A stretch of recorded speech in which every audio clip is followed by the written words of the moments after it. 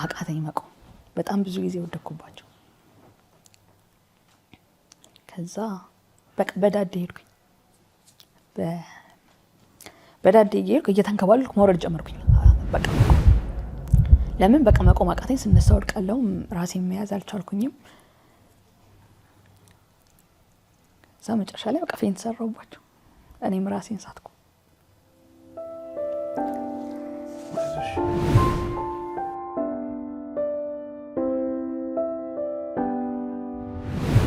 መብራንዬ ለልጄ የምችልበትን ህመሙን እኔም እንደናት በቃ ወደ የሚጠነክርበት ጊዜ አርጊው ይሄ ጊዜ በቃ ከባድ ጊዜ እንደማሳልፍ አወኩት ጭንቅ ያለው ልንገርሽ ምስጢረኛዬ እናቴ ነሽ ባህሪው ካስቸገረሽ ልጆች የሚማታብሽ ከሆነ ይሰማታል ብለሽ ሳታስቢ ቀጣይ ቀን ነው ሰጂ በእኛልኳት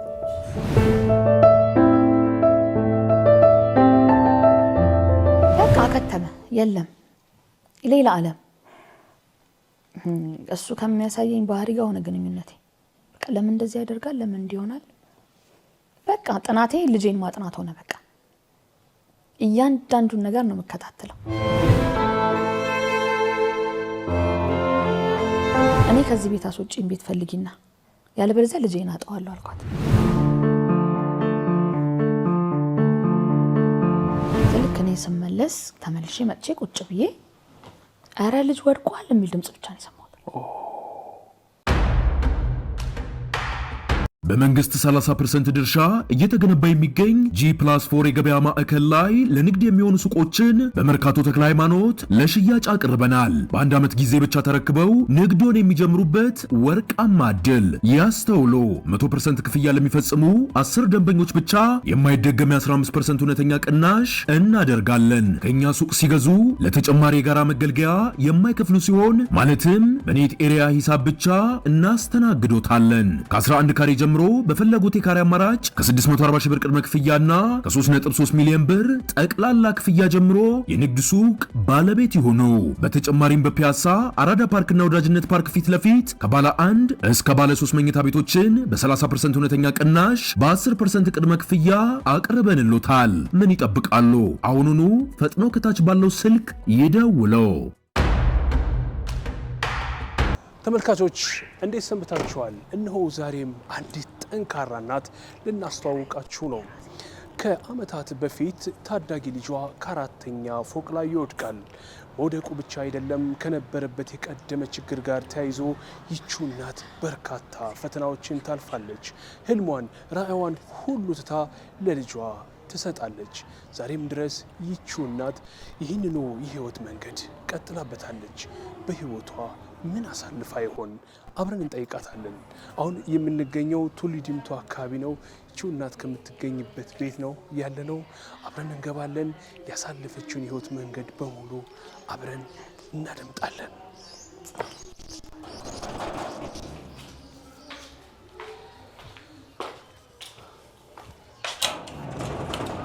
ሰላም ሰላም፣ እንዴት ዋልክ? ታሚ እንዴት ነህ? ሰላም ነው? እግዚአብሔር ይመስገን። ሁሉ ሰላም። ሀገር ሩቅ ሆንኳ። ምን እናርግ ታዲያ ብለክ ነው? አሪፍ ነው፣ ጸጥ ያለ ነው ለልጆች። አዎ፣ ለልጁ ለመኖሪያ ጥሩ መርጠሽ ነው። አዎ፣ ሰላማዊ ሰፈር አይደል? ጸጥ ያለ ነው፣ ሰላማዊ ሰፈር ነው። በጣም ግን ያምራል አካባቢው አይደል? በጣም ደስ ይላል። እንዴት ነው? እግዚአብሔር ይመስገን። እንዴት ነህ? ደህና ነህ? ሁሉ ሰላም። ልጅሽ ተሻለ ሁሉ? እግዚአብሔር ይመስገን። በጣም እግዚአብሔር ይመስገን። እነዛ ጊዜያት አለፉ። ውይ አሜን። እግዚአብሔር ይመስገን አለፉ። አሁንም ከክፉ ይጠብቅልኝ። አሁንም አለፉ እነዛ ጊዜያቶች። እግዚአብሔር ይመስገን። አንድ አባባል እኮ አይደል? በልጅ አትፈተን።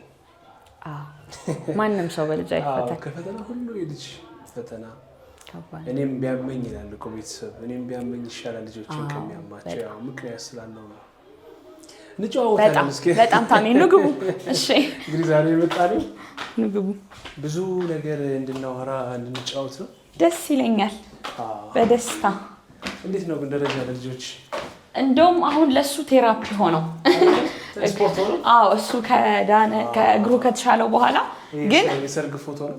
አዎ፣ የሰርግ ፎቶ ውድ ባለቤቴ ውድ ባለቤቴ ሰላም ብለናል። ይሄን ደግሞ ሰው ነው ስጦታ የሰጠኝ። በጣም ወደው ፎቶ ነው። አንድ ወንድሜ ነው የሰጠኝ፣ ሚኪ ይባላል።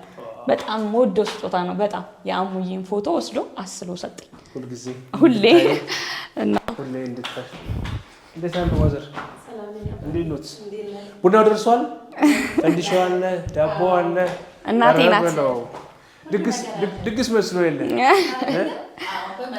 በቃ ጅጅጋ እየመጣሁ መሰለኝ እኮ ነው። ጅጅጋ ያለው ነው መሰለኝ ነው። ሰው ተቀባይ ማህበረሰብ ነው ያሳደገን። በጣም ነው ሰው የምንወደው። በጣም ጎበዝነት በእውነት እውነት ጸባይ ያላት ከሰው ጋር መግባባት ትችላለች። ስንተኛ ልጅ ነች አሁን ሚሰው? አራተኛ ነኝ። ረሳሻቸው? አራተኛ ነኝ። አራተኛ? አረ አይ የመጨረሻዋን ነው። ሰው አየሁ እኮ እናቶች ለመጨረሻ ልጅ ያዳለዋሉ አሉ እና ባለሙያ ነች ያሉት፣ ግን ቀድሞ እሷን ነው።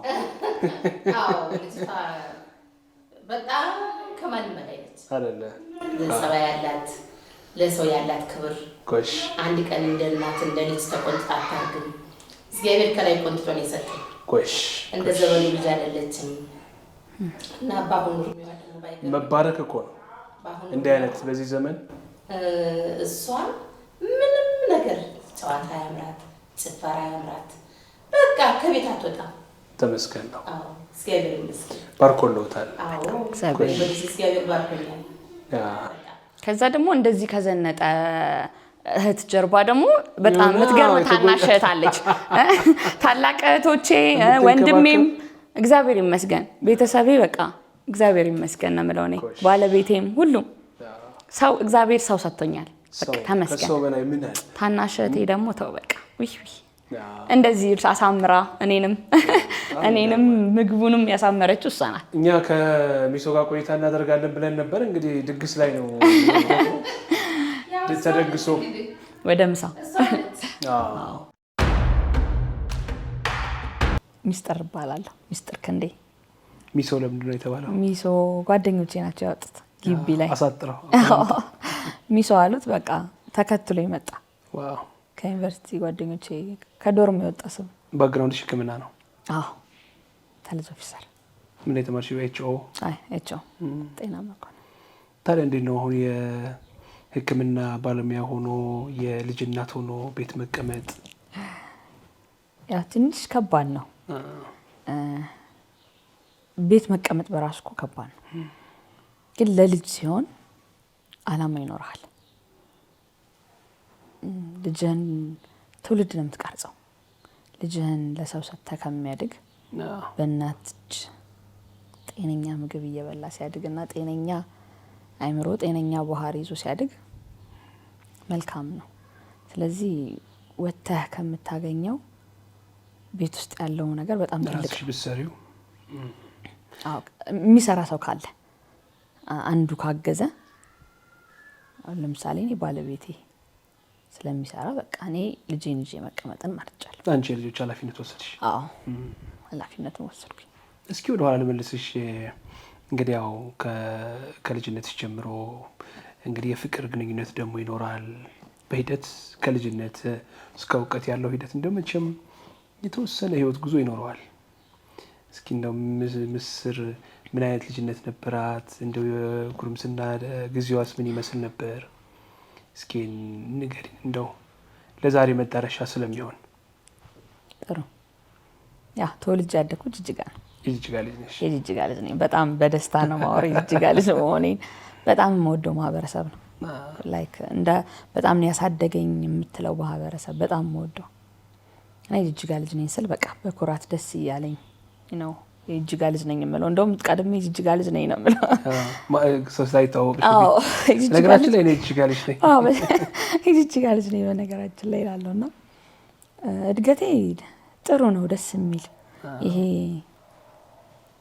ከጓደኞች ጋርም በትምህርት ቤትም ያለኝ ነገር ጥሩ ነው። ከአስተማሪዎችም ጋር የምወዳቸው አስተማሪዎች ያስተማሩኝ ጥሩ ልጅነት ጊዜ ያለኝ ብዬ አስባለሁ። እዛው ጅጅጋ እስከ 12 ጅጅጋ ነው የተማርኩት እና ለቤተሰብም ታዝዤ ነው ያደግኩት። እግዚአብሔር ይመስገን ጥሩ እድገት ነው ያለኝ። እንደ ጓደኛ በጣም ብዙ እንደውም በጣም ብዙ ጓደኞች አሉኝ። ይሄ ሶሻል ነኝ በጣም ትምህርት ቤት ግቢያችን ውስጥ ወንዱም ሴቱም ጓደኛዬ ነው በቃ ሁሉ ሶሻል ነሽ? አዎ ባቻችን በጣም አይረሳኝም ብዬ ከሚታሰቡ ተማሪዎች ነኝ። እንደውም ሁሉም ጓደኛዬ ነው በቃ ብዙ ጓደኞች አሉኝ። በቤተ ክርስቲያንም ጓደኞች አሉኝ። ቅዱስ ሚካኤል ቤተ ክርስቲያን አገልግያለሁ እና የተማርኩትም ቅዱስ ሚካኤል ትምህርት ቤት ነው ከልጅነቴ እስከ 8 ባለው። ሃይ ስኩልን ደግሞ ያው ጅጅጋ ሃይ ስኩል ነው የተማርኩትና ጥሩ የሚባል የልጅነት ጊዜ ነው የነበረኝ። ከዛ የዩኒቨርሲቲ ትምህርት ተማርሽው አዳማ ነው? አዎ 1 አመት ሐዋሳ ዩኒቨርሲቲ ተምሬያለሁ። ከዛ ግን በጣም ሁሉ ጊዜ ጤና መማር እፈልጋለሁ። ስመርጥም ከ1 እስከ 6 ይለኛል ምናምን ነገር ጤናን ነው የመረጥኩት። ግን ያው አጋጣሚ ኢንጂነሪንግ ደረሰኝ መሄድ ነበረብኝ ሄድኩ። ከዛ ግን አንድ ትምህርት ተበላሸብኝና ረጅም እንትን ከምል ብዬ በቃ ይሄ ነገር አመት ምናምን ሊያስደገመኝ ነው ብዬ ያን ትቼ አዳማ ገባውና በግል ኮሌጅ ሄልዝ ኦፊሰር ተማርኩኝ። 4 አመት አዳማ ነበርኩኝ። በጣም ወዳት ሀገር ናት። ጥሩ ነገር ሰጥተኛለች። ባሌንም ጥሩ ጓደኞችም ሰጥተኛለች። ቤተሰብ ሰጥተኛለች። ትዳሩም የተጀመረው እዛው ዩኒቨርሲቲ ነው? አዎ የሁለተኛ አመት ተማሪ ሆኜ ከባለቤቴ ጋር የተዋወቅ ነው ጓደኛ በቃ። ከዛ ያው ለትዳር በቃ። እሱ ዩኒቨርሲቲ ተማሪ ሆኖ ወይስ አይደለም? አጋጣሚ ነው የተገናኘነው። እህል ውሃ አጋጣሚ ነው ያገናኘን እንጂ እሱ ተማሪ አልነበረም፣ ያኔ ሰራተኛ ነበር። ከዛ ተዋወቃችሁ፣ ከዛ ወደ ትዳር? አዎ 3 አመት ከምናምን በጓደኝነት ቆየን። ከዛ በኋላ ያው መለያየት ይከብዳል። እንደው ታይ አሁን እኮ ነው ተማሪ ነኝ፣ እንደ ትምህርቴ መጨረስ አለብኝ፣ ቤተሰብ ደግሞ የጣለብኝ ኃላፊነት አለ፣ እንደው እሱ ነገር ይከብደኛል የሚል ሀሳብ አላደረብሽም? የዩኒቨርሲቲ 2ኛ አመት ተማሪ ሆነሽ ወደ ትዳር ለመግባት? የዩኒቨርሲቲ 2ኛ አመት ተማሪ ሆኜ አይደለም ትዳሩ የተጀመረው። ላይ ጓደኝነት ነው። ከዛ ግን ይሄ በጣም የጠነከረ ጓደኝነት፣ እሱም ስራውን ይሰራል፣ ክላስ ነው የሚለየን። እኔም ስሩ ሆኜ ወረቀቴን ይዤ አጠናለሁ። እሱ ነጋዴ ነው። አዎ እሱም ስራ ቦታው የትም ቦታ ከጓደኞቹ ጋር ሲንቀሳቀስ ይዞኝ ነው የሚሄደው እና በቃ የኪስ ቦርሳ ክናት ይባላል እሱ። እንደውም እንጥልሃት የትም ነው በቃ የትም ጥሎኛ አይሄድም። እና እንደውም የሱ ጓደኞች ለኔ ቤተሰብም ጓደኛም ሆኑኝ። ቤተሰብ ተነጥዬ ነው ብቻዬን መማረው። ያ ሁሉ ብቸኝነት እንደውም ተረሳ። ጓደኞቼም በቃ አፈራው ጥሩ ጓደኞች እምላቸው፣ ቤተሰብ እምላቸው። ስፔሻሊ አንድ ጓደኛዬም በጣም ኑንያት ትባላለች፣ በጣም ወዳት እህት በቃ አገኘውና ቤተሰቦቿ ቤተሰብ ሆኑኝ እና በቃ የባሌ ጓደኞች ጓደኛ ሆኑኝ። ይሄ ጥሩ በቃ እኔም ሃንዳውቴን ይዛለሁ፣ አጠናለሁ። ሰፖርቲቭ ነው፣ በጣም ነው ሰፖርት የሚያደርገኝ። አስተምሮ ነው አስመርቆ ያገባኝ። እንደውም በጣም ቁም ነገር ሰርቶ ነው በቃ ለፍቶብኛል። አዎ ለፍቶብኛል። ከዛ ግራጁዌት እንዳረግሽ ነው ወደ ትዳር? አዎ አስመረቀኝ።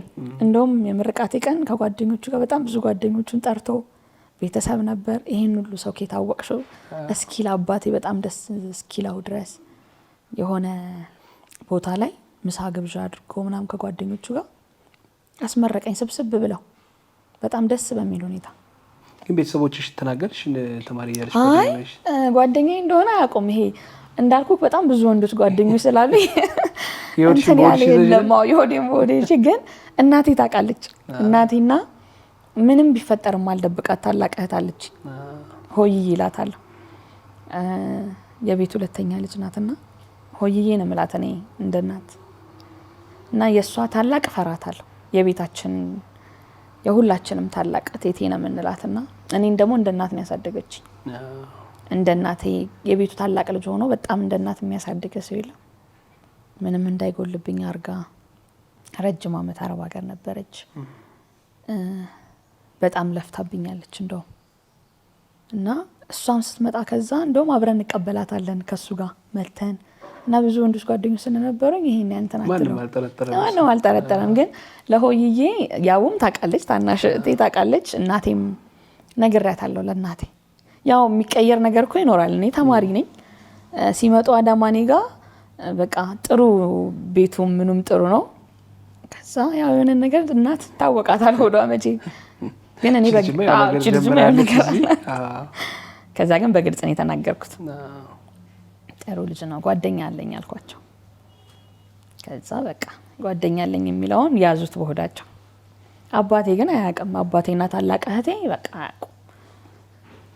ሽማግሌ እስኪላክ ድረስ አዎ እንሸኛታለን። ከዛ ስትመጣ አዲስ አበባ መተን ሸኝተናት ምናምን በቃ እሷ ጓደኞቿ ናቸው ብላ ነው የምታስበው። የእሱም ጓደኞች አብረውኝ ነው ጓደኞቼ ናቸው በቃ ምናምን እና አልገመተችም ነበር እና ግን አታውቅም ነበር። ትንሽ እሷ ከብዷታል። እንደውም መጀመሪያ ወደ ትዳር ልግባ ስል በጣም ነበር የከፋት።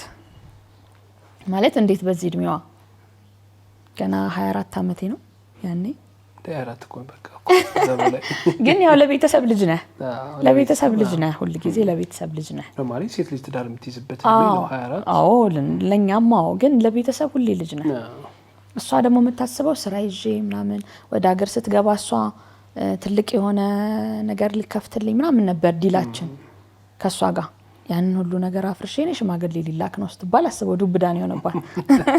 በጣም ከባድ ዱብዳ ነበር የሆነባት። ግን በጣም ነው በቃ ይሄ የእናት ምትክን የምንላት በጣም ነው የምንወዳት። ይደንቃል። ከዛ በኋላ እንግዲህ ትዳር ከተያዘ በኋላ ያው ደግሞ ልጅ አለ። ከአዳማ ወደ አዲስ አበባ መጣችሁ አይደለ? ከባለቤትሽ ጋር ሽማግሌ ተላከ። ያው በቃ አዲስ አበባ ላይ ሆነ ኑሯችን። ምንም አንቺ ስራ ምንም አልጀመርሽም? አዎ እሱ ተንቀሳቅሶ ይሰራ ስለነበረ አብሬው እንትን እላለሁ። የእሱን ስራ ያለው እንቀሳቀሳለሁ። በቃ በጣም የኪስ ቦርሳ አግብቼ ደግሞ ያው ቶሎ ነው ያረገዝኩት። ግን በቃ ከስሩ አልለይም። ይሄ ጓደኛው ነኝ፣ በጣም ጓደኛው።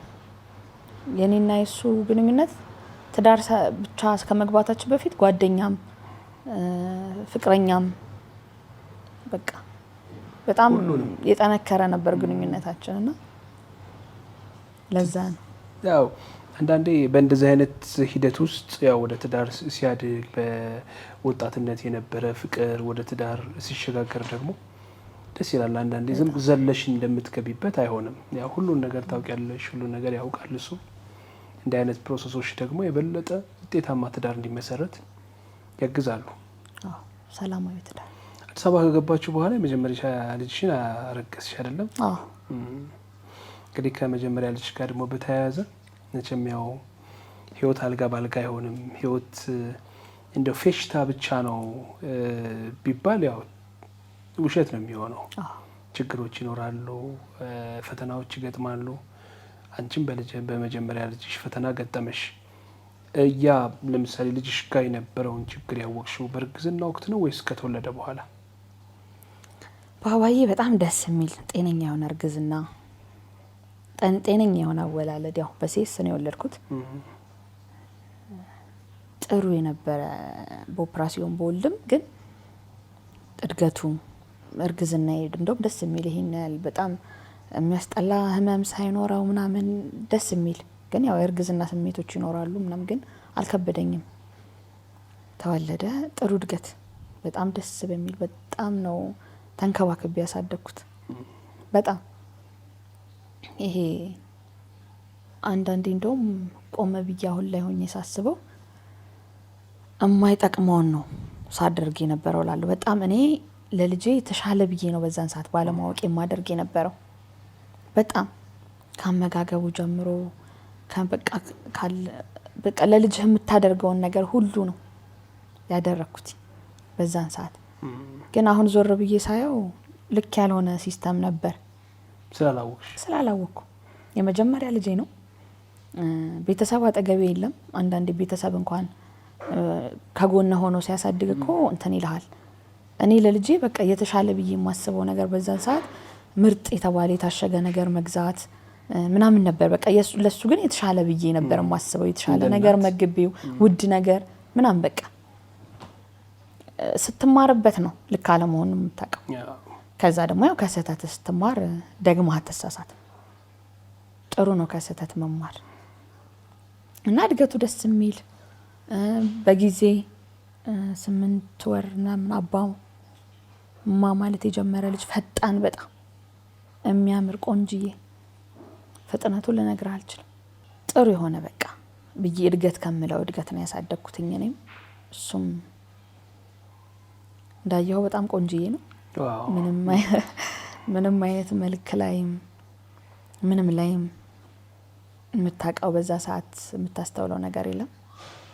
ከዛ ደግሞ ቶሎ ነበር ያረገዝኩበት ሴት ልጄ 6 ወር ላይ ምናምን አርገዣለሁ። በአመት ከ2 ወር ምናምን ነው የሚለያዩት ከታናሹ ጋር ብዙም ለውጥ የላቸውም። የጊዜ እንትን አልነበረ። ከዛ ያው እስከ 4 አመት ድረስ በቃ ምንም አይነት ነገር ማውቀው ነገር አልነበረ። ለሌሎች ጤና እክል እንኳን ሐኪም ቤት ሄጄ እንደዚህ ነው ይሄን ልጅ ብሎ ያነቃኝም አልነበረ። 4 አመቱ ላይ ግን አንድ ፌስቡክ ላይ የምታውቀኝ ልጅ ስለ እህቷ ልጅ ነው የምትነግረኝ። እንደዚህ ነው እና 2 አመት ላይ ምርመራ ላይ ያረጉላት ዱባይ ይዘዋት ሄደዋል ምናምን አለችኝ። ምንድነው አልኳት። እና የምትነግረኝ ምልክቶች አሁን እኛ ሳይንስ የምንላቸው ምልክቶች እሷ የምትነግረኝ እኔ ልጄ ላይ የማይሆነብኝ። አንቺ ደግሞ ታውቂዋል አታውቂውም? ለምሳሌ እንትን ነው እኛ የሚታወቀው ኦቲዝም ተብሎ የሚታወቀው ዳውን ሲንድሮም ልጆች ነው። ኢሜጃቸው በደንብ ፊታቸው ስለሚያስታውቅ የፊት ገጽታቸው ስለሚያስታውቅ እነዛ ላይ ነው ያለ ነው። እነዚህኛዎቹ ጭራሽ ግንዛቤው አልነበረኝም ምንም አይነት። ልጅቷ በምትነግረኝ ሰዓት እሷ የምትነግረኝ ምልክቶች እኔ ልጅ ላይ የማይሆነ ይሄ ነገር እስቲ እንደዚህ ከሆነ ለምን አላስመረምርም? የሚያስተረጥሩ ነገሮች አይሽ ገና ከልጅነቱ እኔ ይሄ ጋሪ ብለን ልጆች እንዲሄዱ የምናስቀምጣቸው ጅሬሎ የምንለው ነገር አለ አይደል? እሱ ላይ ሳስቀምጠው እኔ አርዝሜበት ነው መሰለኝ ቲፕቶ የምንለው እሱ ግን በጣም ጥፍሮ ይር ነበር ያኔ። ያ እኔ ኦቲዝም ሳይንስ ሲምፕተም መሆኑንም አላውቅም። አለመረጋጋቱ የወንድ ልጅ ባህሪ ነው የሚመስለኝ። በጣም አክቲቭ ነው፣ ሃይፐር በቃ አክቲቭ ነው። ፍጥነቱ ልነግርህ አልችልም። ይሄ አንድ ቦታ ተረጋግቶ አለመቀመጡ ወደዛ ወደዚህ ያለ መጫወት ነው የሚመስለኝ። እንደ ልጅ የልጅ ባህሪ አርጌ ነው በቃ የምወስደው። ደሞም አይታ ከሆነ ቲፒካል ልጆች ላይም የልጅ ባህሪ ነው ብዙ እንደውም። ከዛ ግን ምን አሳሰበኝ? አፍ አለመፍታቱ 4 አመቱ ላይ እንደዛ ስትለኝ እሷ በቃ እኔም ዲያግኖስ ላስደርግ ብዬ ይዤ ሄድኩኝ። ከዛ ዲያግኖስ አስደረኩኝ። ቀጥታ ልጅሽ ኦቲዝም ነው ያለውን ነገር ጠየቀችኝ ዶክተሯ። ነገርኳት ልጅሽ ኦቲዝም ነው ስትለኝ በጣም ነበር የደነገጥኩት። መደንገጥ ብቻ አይደለም በቃ እንባዬ ፈሰሰ። ከዛ ግን በቃ ሰብሰብ ለማለት ሞከርኩኝ፣ ለመረጋጋት ሞከርኩኝ። እያለቀስኩ እየሰማኋትኝ ምንድነው ማድረግ ያለብኝ ታዲያ አልኳት። ማድረግ ያለብኝን ነገር ንገሪኝ። ከዛ አወራችኝ።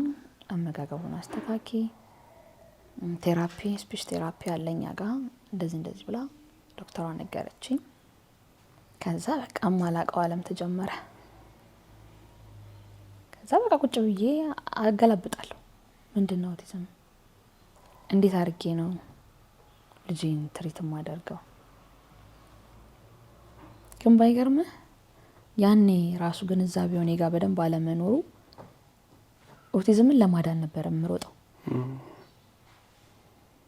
በቃ ልጄን ቶሎ እንዲያወራ ለማድረግ ቶሎ ትምህርት ቤት እንዲገባ በቃ አላማዬ ታርጌቴ ልጄን ትምህርት ቤት ማስገባት ነው።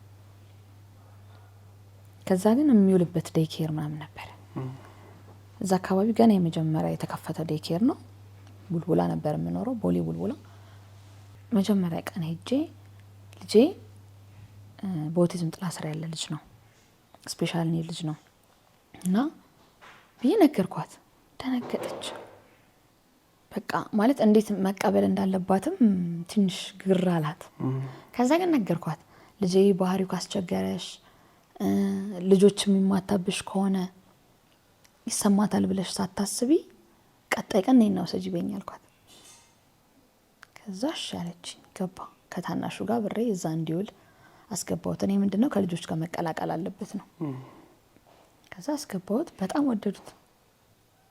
በጣም ነው የምወዳቸው። እኔ ቤተሰብ ነው የሆኑኝ። በቃ ስም መጥራት ይቻላል? ካይንደርት ይባላል። ጥሩ ዴኬር ነው። ረዱ እና ሂክማ ትባላለች። በጣም ነው ትሪት የምታደርገው። አማርም በቃ የቤቱ ልጅ አረጉት። በጣም ወደዱት። በቃና ትሪት ያረጉታል። እያንዳንዱን ነገር ይነግሩኛል። እንደዚህ አድርገዋል፣ ዛሬ እንደዚህ ነው፣ ፎቶ ይልኩልኛል፣ ሪፖርት ያረጉ። ከዛ በቃ በዛ ሂደት ውስጥ ደግሞ እኔ በሳምንት 3 ቀን ቴራፒ አመላልሰዋለሁ። ቴራፒ ቦታ አመላልሰዋለሁ። ስፒች ቴራፒ፣ ንግግር ክህሎቱ እንዲዳብር ቶሎ እንዲነቃልሽ እኔ በቃ ቶሎ ነው በቃ እኔ ቶሎ ልጄ በአጭር ጊዜ ውስጥ አውርቶ በቃ ያንን ነገር እንትን ማለት ነው ሐሳቤ። ምንም እረፍት የለኝም። በቃ ዴኬር ይውላል። በሳምንት 3 ቀን ቴራፒ ይሄዳል። ከዛ ቤት ሲመጣ እኔ ቴራፒ ቦታ ያሰራችውን አሰራዋለሁ። በጣም ጥሩ ልጅ ነበረች። መጀመሪያ ቴራፒ የምትሰጠው እሷ ናት። እንደውም ያነቃችኝ የሩስ ትባላለች። በጣም ጎበዝ ናት። ዶክተር ያሬድ ጋር ነበር የምትሰራው እና በቃ ይሄ በጣም ብዙ ነገር አስተምራኛለች፣ አንቀታኛለች። እኔ አሰስመንት ስትሰራለት ባባ ከሌላው በተጨማሪ እየመራሽ ነው አለች። እንደ ወላጅ አንቺ ነሽ ልትመሪው የሚገባው፣ እሱ ግን የፈለገውን ነገር እያደረግሽለት እየመራሽ ነው። አሃ አልኩ። ለካስ ለልጅ የሚያስፈልገው ነው እንጂ የሚፈልገው ሁሉ አይሰጠውም። በጣም በቃ እየተማርኩ መጣሁ በደንብ። ለምን የመጀመሪያ ልጄ ነው እንዳልኩክ። እናትነት በራሱ ሌላ ታሪክ ነው። በቃ እንደዛ ስትለኝ ነቃው። በመንግስት 30% ድርሻ እየተገነባ የሚገኝ G+4 የገበያ ማዕከል ላይ ለንግድ የሚሆኑ ሱቆችን በመርካቶ ተክለ ሃይማኖት ለሽያጭ አቅርበናል። በአንድ ዓመት ጊዜ ብቻ ተረክበው ንግዶን የሚጀምሩበት ወርቃማ ዕድል። ያስተውሉ፣ 100% ክፍያ ለሚፈጽሙ 10 ደንበኞች ብቻ የማይደገም 15% እውነተኛ ቅናሽ እናደርጋለን። ከኛ ሱቅ ሲገዙ ለተጨማሪ የጋራ መገልገያ የማይከፍሉ ሲሆን ማለትም በኔት ኤሪያ ሂሳብ ብቻ እናስተናግዶታለን። ከ11 ካሬ ጀምሮ በፈለጉት የካሬ አማራጭ ከ640 ሺህ ብር ቅድመ ክፍያና ከ3.3 ሚሊዮን ብር ጠቅላላ ክፍያ ጀምሮ የንግድ ሱቅ ባለቤት ይሁኑ። በተጨማሪም በፒያሳ አራዳ ፓርክና ወዳጅነት ፓርክ ፊት ለፊት ከባለ 1 እስከ ባለ 3 መኝታ ቤቶችን በ30% እውነተኛ ቅናሽ በ10% ቅድመ ክፍያ አቅርበንሎታል። ምን ይጠብቃሉ? አሁኑኑ ፈጥኖ ከታች ባለው ስልክ ይደውለው። መጀመሪያ ኦቲዝም እንዳለበት ወይም ልጅሽ ኦቲዝም ተጠቂ እንደሆነ ካወቅሽ በኋላ ለባለቤትሽ ስትነግሪው ስሜቱ እንዴት ነበር? ወይ ከባድ ነበር ማለት በቃ እንዴት ነበር ነገርሽው? ወጥቼ የደወልኩት ለእህቴ ነው እንደነገርኩ ሆይዬ በቃ ምንም ነገር ላይ ህይወት ውስጥ አሉ በቃ እህቶቼ። ደወልኩ ልጅሽ ኦቲዝም ነው ተባልኩ። ጭራሽ ኦቲዝም ነው ተባልኩ አይደለም ያልኳት፣ ኦቲዝም አለበት ተባልኩ። ያኔ እኔም ግንዛቤው አለመኖሬ እንደ በሽታ አለበት እንደተባልኩ ነበር የቆጠርኩት እንጂ ይሄን ያህል ግንዛቤው አልነበረኝም ያኔና ስላት ልጃችን ጤነኛ ልጅ ነው፣ ልጁ ላይ ምንም እንትን አትበይ፣ ማድረግ ያለብሽን ታድርጊያለሽ። ይሄ በቃ አጠነከረችኝ ወዲያው። ምንድነው እግዚአብሔር ነው የሰጠን፣ ስለዚህ በቃ ምንድነው አሜን ብሎ መቀበል የሚያቅትሽ? ምንም ይሁን ምንም ልጃችን ነው።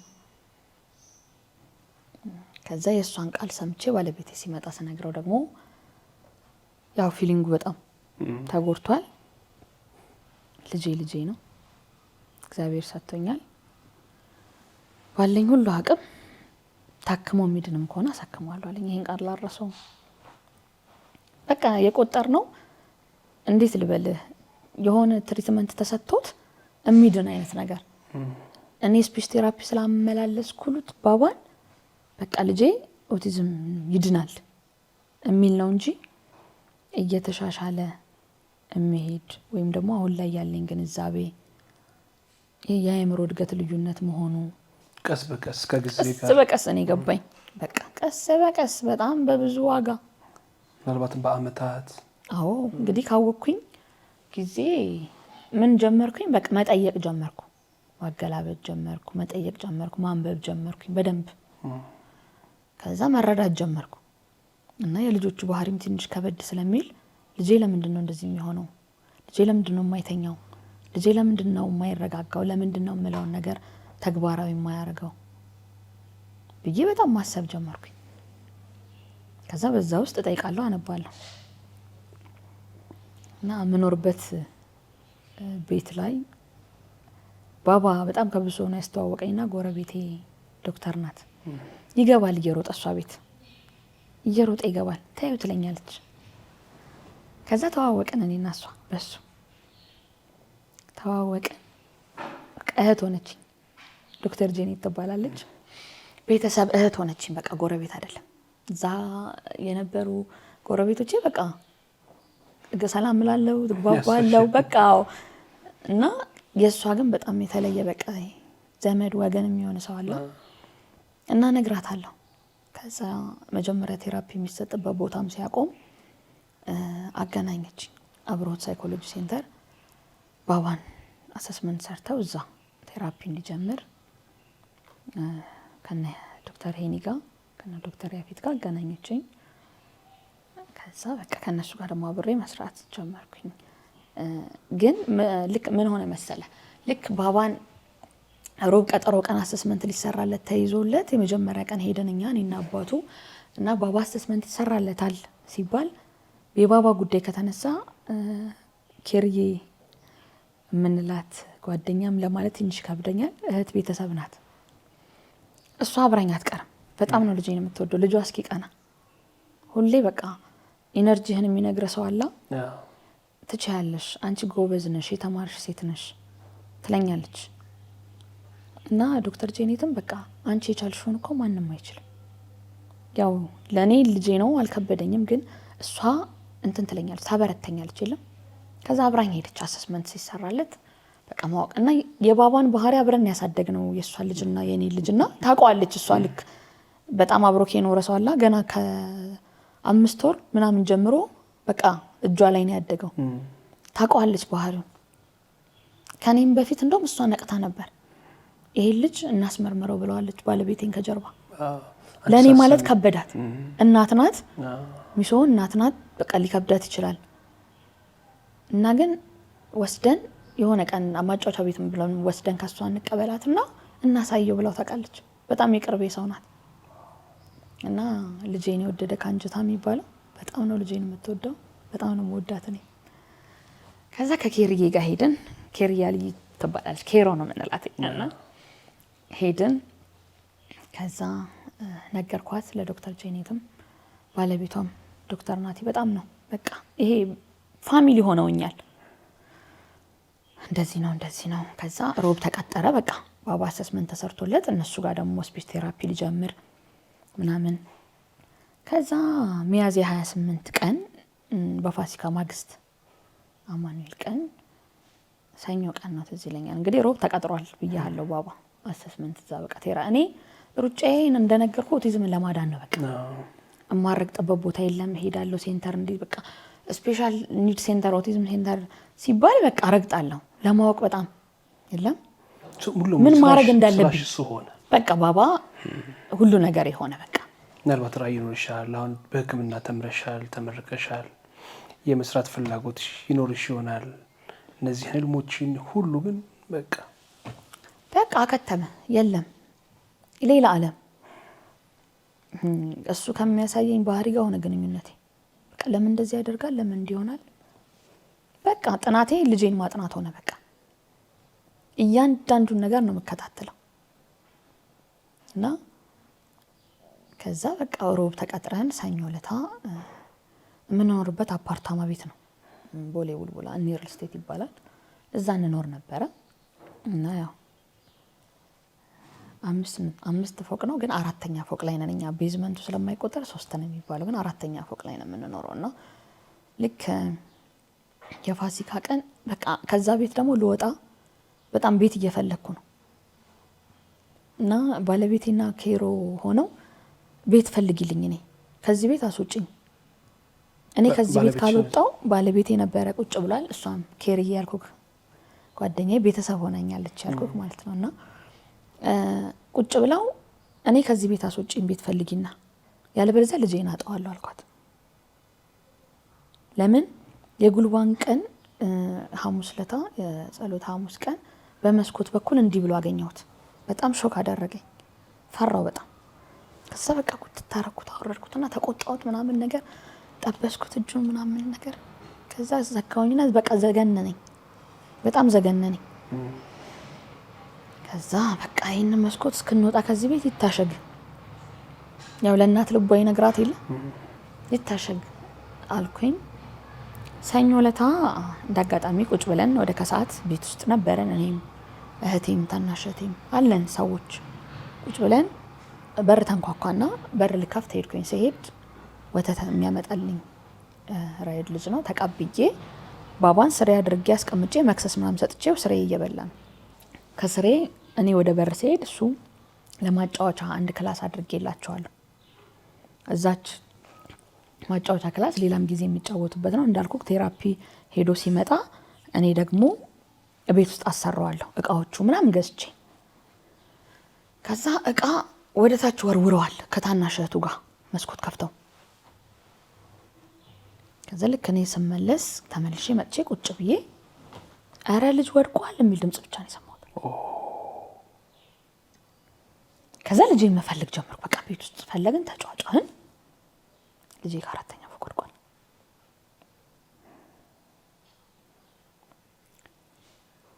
በቃ በህይወቴ በጣም ከባድ ቀን ነበር።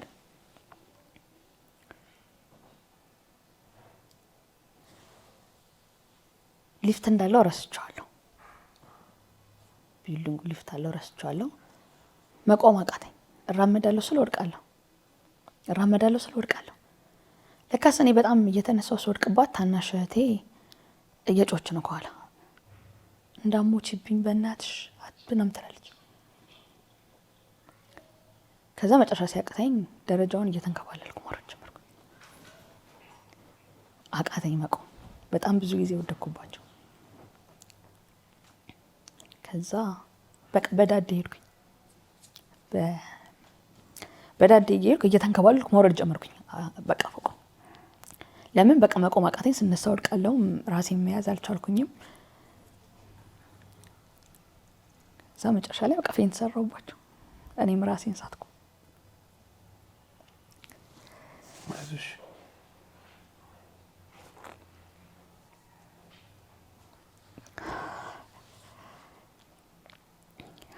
ማልቀስ አልፈልግም። ያው አልፏል እግዚአብሔር ይመስገን። ከዛ በጣም እግዚአብሔርን አመሰገንኩ። ግን ልጄን የያዘው የማስጫ ገመድ ነበር። ከዛ መጥቶ ሲወድቅ ሰዎቹ በረንዳ ላይ ለልብስ የዘረጓት አንድ ማስጫ ገመድ ቦታውን ቀይረዋለች። መጥቶ እዛ ላይ አርፎ ከዛ ላይ ሲወርድ ማስጫ ገመዷ ላይ አርፎ ነው ወደታች ወደቀው። መሬት ላይ አላረፈም። ቀጥታ መሬት ላይ አላረፈ።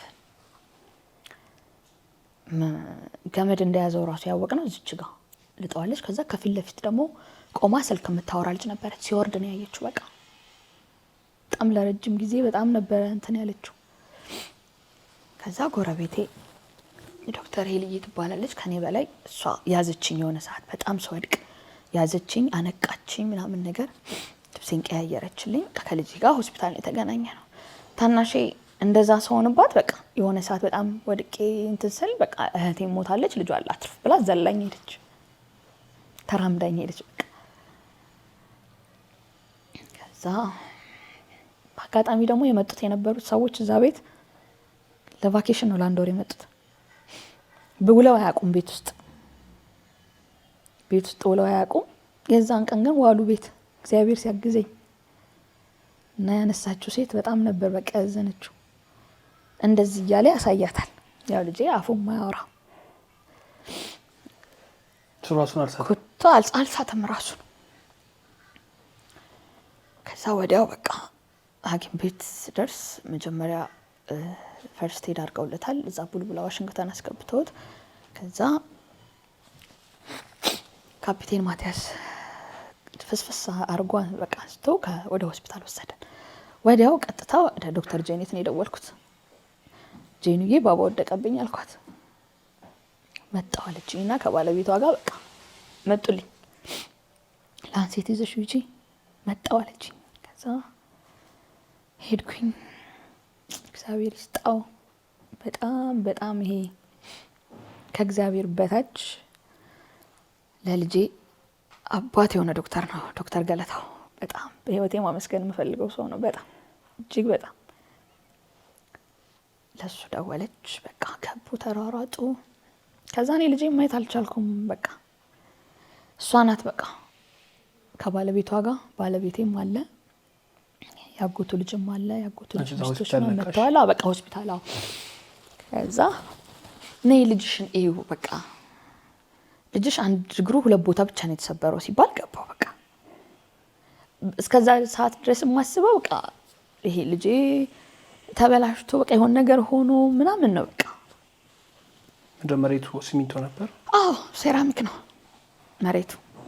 በጣም ነው የሚያሰቅቀው። ትንሽ ደግሞ እንትን ጠባብ ናት። አለፍ ቢል ደግሞ አዲስ የሚሰራ ቢልዲንግ አለ፣ የቆሙት ወንዲኖች አሉ ምናምን። በኢየሱስ በቃ እግዚአብሔር ይችላል። በቃ እኔ እግዚአብሔር እውነት እግዚአብሔር ነው ያተረፈው ልጄን። በቃ እግዚአብሔር ይወደኛል በጣም በቃ እግዚአብሔር ይወደኛል። ከባድ ነው ለጭንቅላት ስታስበው በጣም ከባድ ነው። እዛ ሰርጀሪ ይግባ ተባለ። ዶክተር አየው ጠዋት በጠዋት ሰራለታለሁ አለ። አደረ። እኔን ከባለቤቷ ጋር ዶክተር ጄኒና ባለቤቷ ይዘው መጡ ወደ ቤት ምናምን። ስታይኝ እኔም በጣም ተጎድቻለሁ ማለት በቃ ተመታትቻለሁ ምናምን። ጄ ተቀጥቅጧል ምናምን። በቃ ስታይኝ እንደነገጠች አንቲፔን ሰጠችኝ ምናምን። በቃ ትሪት አርጋኝ ምናምን። በቃ ጠዋት በጠዋት እንሄዳለን አንቺ ምንም አታረጊም ብለው ከባለቤቴ ጋር ሄኪ ከዝኔ ቤተሰብ ነው ከወንድሜ ነው። ልጄንም በቃ አብሮት አሳድጓል። እንዳጎት ልጆቼ እሱን ነው የሚያውቁት በደንብ። አንድ ወንድም ነው ያለኝ። እናቴ የወለደችው አንድ ወንድም ነው፣ ግን ያው ብዙ ወንድሞች አሉኝ። ከብዙዎቹ እሱ ነው። ከባለቤቴ ጋር አብሮ አደረዘው ሆስፒታል ምናምን። እኔ ጠዋት ተነስቼ ልጄ ሰርጀሪ ሲገባ እኔ ወደ ቤተክርስቲያን ሄድኩ። ቡልቡላ ማርያም ቤተክርስቲያን ሄጄ ይሄ አንዳንድ የሆነ ነገር ይዘህ አግኝተህ አቅፈህ አመሰግናለሁ ብለህ ማልቀስ ፈልገህ ታውቃለህ? እንደዛ ነው የፈለኩት። እና በጣም ተደፍቼ በቃ ጌታዬ አመሰግናለሁ፣ እኔ ማንነኝ እንዲያረክልኝ በቃ አመሰግናለሁ እያልኩ ነው ያለቀስኩት። አመሰግናለሁ ልጄን ድጋሚ ሰጠኝ፣ አመሰግናለሁ። ከዛ አንድ አባት በጣም ድምጼን ሰምተው መጡና ልጄ ድምጽሽ በጣም ረበሸኝ፣ በጣም ተሳዝኝ፣ ምን ሆነሽ ነው? ሰው እንዴት በዚህ ልክ አመሰግናለሁ እያለ ያለቅሳል? ልጄ ከአራተኛ ፎቅ ወድቆብኝ ነው አልኳቸው። በጣም ደነገጡ ምናምን፣ ጸሎት አደረጉልኝ። ከዛ ብድግ አልኩና መብራንዬ ለልጄ የምችልበትን ህመሙን እኔም እንደናት በቃ ወደ የሚጠነክርበት ጊዜ አርጊው። ይሄ ጊዜ በቃ ከባድ ጊዜ እንደማሳልፍ አወቅኩት። እዛ ሄድኩኝ ወደ ሆስፒታል። በቃ ሰርጀሪው ተሰርቶ ወጣ። ረጅም ሰዓት ነው የፈጀው። ብረት ገባለት እግሩ ላይ። በጣም ደግሞ አስቀያሚ ቦታ ነበር። አንዱ ስብራት የአጥንታችን ማደጊያ ቦታና እዚህ ጋር ነው። እግዚአብሔር ይስጠው ዶክተር ስማ እድሜና ጤና ይስጠው። በብሎን አያይዤን የሰራሁት ልጅ ነው። አድጎ መጥቶ ራሱ አንደኛው አጥንት ይገጥማል ምናምን ብሎ በደንብ በቃ ያስረዳኛል ደግሞ እና በጣም እኔን ትሪት ያደርገኛል። ይሄ በቃ ከባድ ነው አውቃለሁ። ያውም ስፔሻል ኒድ ልጅ ሆኖ ማስታመም ከባድ ነው። ግን በቃ እግዚአብሔር ያጠነክርሻል፣ ጎበዝ ሴት ነሽ፣ ባልሽም ጎበዝ ነው ምናምን ይለኛል። እና ቀጣይ ቀን ሆስፒታል ሆኖ ማታ ላይ መጣና ዶክተር ሊያው ልጅሽን እንደዚህ አድርገሽ ነው የምታስቀምጪው ብሎ ቁጭ ሲያደርገው በቃ ደስ አለን። ቆሞ ሄደ ነው መሰለን። በቃ ጓደኞቹ ነበሩ፣ የባሌ ጓደኞች ነበሩ፣ በጣም ብዙ ሰው አለ፣ የኔም ቤተሰቦች ነበሩ።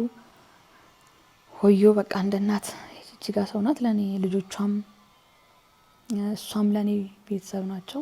በጣም ከጎኔ ነበሩ። እሷም ልጆች መጡ። እግዚአብሔር ያው ሲወድ በሰው ነው የሚባረከው። በጣም ሰው ሰጥቶኛል። አብረውኝ አስታመሙት ልጄን። ሰላምና ጸዲ አብረውኝ አስታመሙ ልጄን ከማዬ ጋር። የእነሱ እናት እማዬ በቃ ወንድማቸውም በቃ ልክ እንደ ቤተሰቦቼ ናቸው ለኔ። አብረውኝ እየተመላለሱ እየጠየቁ እነሱ በተለይ በቃ አብረውኝ አስታመሙ ልጄን። ከዛ ባይገርምክ ልጄ እንደዛ ወርቆ 15 ቀን ምናምን ሆኖት እኔ አሁንም ኦቲዝሙ ላይ ነኝ። ገባ ሌላ ቤት ስራ አለብኛ። አምናለሁ በቃ ልጄ ነገ ቆሞ ይሄዳል፣ ይሄ ቀን ያልፋል። ልጄ ዊልቸር ላይ ነው። አምናለሁ ደግሞ ሌላ የቤት ስራ እንደሚጠብቀኝ አውቃለሁ። እንደዛም ሆኖ ባህሪው በሚያስቸግረኝ ሰዓት ስለ ባህሪው ካላወቅኩ በምንም ተኝቶም ትሪት ላደርገው አልችልም። ከዛ ዛ ዴኬር መጀመሪያ ይውልበት የነበረው ዴኬር ሶፊ ትባላለች። እሷ ከልጇ ጋር አብረው ስለሚውሉ ስለምታውቅ ላከችኝ። አንድ እናት ኤክስፒሪየንስ ሼር ታደርግሻለች ሚሶዬ ምናምን ብላ ስልክ አለዋወጠች እና ሄድኩኝ። ልጄ እንግዲህ አልጋ ላይ ተኝቷል፣ እህቶች ያሉ ምናምን ሄድኩኝ። እናቴም እህቶቼም መጥተዋል። ሄድኩኝ እኔ። ከዛ ሲሄድ ኒያ ፋውንዴሽን ይላል። ከዛ ወይ ጉዴ። ከዛ በፊት ደግሞ ጄኑዬ ዶክተር ጄኔት ሚሶዬ ባባ ሴንተር ቢውል እስቲ ጆይ ሴንተር ቻንስ እንፈልጋለን ምናምን ብላኛለች። ቀና ስል ጆይ ሴንተር ይላል። ጌታው የት ነው ያመጣኝ? ከዛ በር ላይ ነኝ ምናምን ብላኝ ገባው። ሊያይ ትባላለች። በጣም በቃ እንግዲህ ግንዛቤ በደንብ አላቸው። ብዙ አመት ስፔሻል ኒድ ልጅ ላይ ሰርተዋል። በጣም ብዙ ነገር በቃ ኤክስፒሪየንስ ሼር አደረገችኝ። ከዛ ለካ ሲሄድኩትኝ በወይዘሮ ዘሚዩኑስ የተመሰረተ ኒያ ፋውንዴሽን ነው። እኔ አላወኩኝም ራሱ። ከዛ አሁን ላይ ኢሉዬ ዋና ስራ አስኪያጇ አገኘችኝ፣ አወራችኝ፣ ብዙ ነገር ነገረችኝ። ያለውን ነገር ስታቅ ደግሞ በጣም አዘነች። በቃ ከዛ ብዙ ነገር ሼር አረጉኝ ስለነዚህ ልጆች ባህሪ። ከዛ በቃ ከሊያዬ ጋር ጓደኛ ሆነን በጣም ብዙ ነገር ትነግረኝ ጀመር። በቃ ስፔሻል ኒድ ልጅ አላት እሷም። በቃ በደንብ ጓደኛ ሆነን በደንብ ልምድ በደንብ አዎ። በቃ እንደዛ ተኝቶ በቃ በዊልቸር ይዘነው ወክ እንወጣለን። ግቢው ጥሩ ነበረ። በጣም ነው ማመሰግነው ጎረቤቶቼ እዛ የነበሩት። ልጄን የማያውቀው የሚያውቀው ሁሉ ነው መጥቶ የጠየቀው። እንደዛ አብረውኝ በጣም ሐኪም ቤት ድረስ እየመጡ እየጠየቁ ቤት ድረስ እየመጡ እየጠየቁ በጣም ነው ማመሰግነው። የዩኒቨርሲቲ ነዋሪዎችን በጣም አመሰግናለሁ። በዛን ሰዓት ከጎኔ ነበሩና እግዚአብሔር ያክብርልኝ። ከዛ በቃ እኔ ቤት ቀየርኩኝ።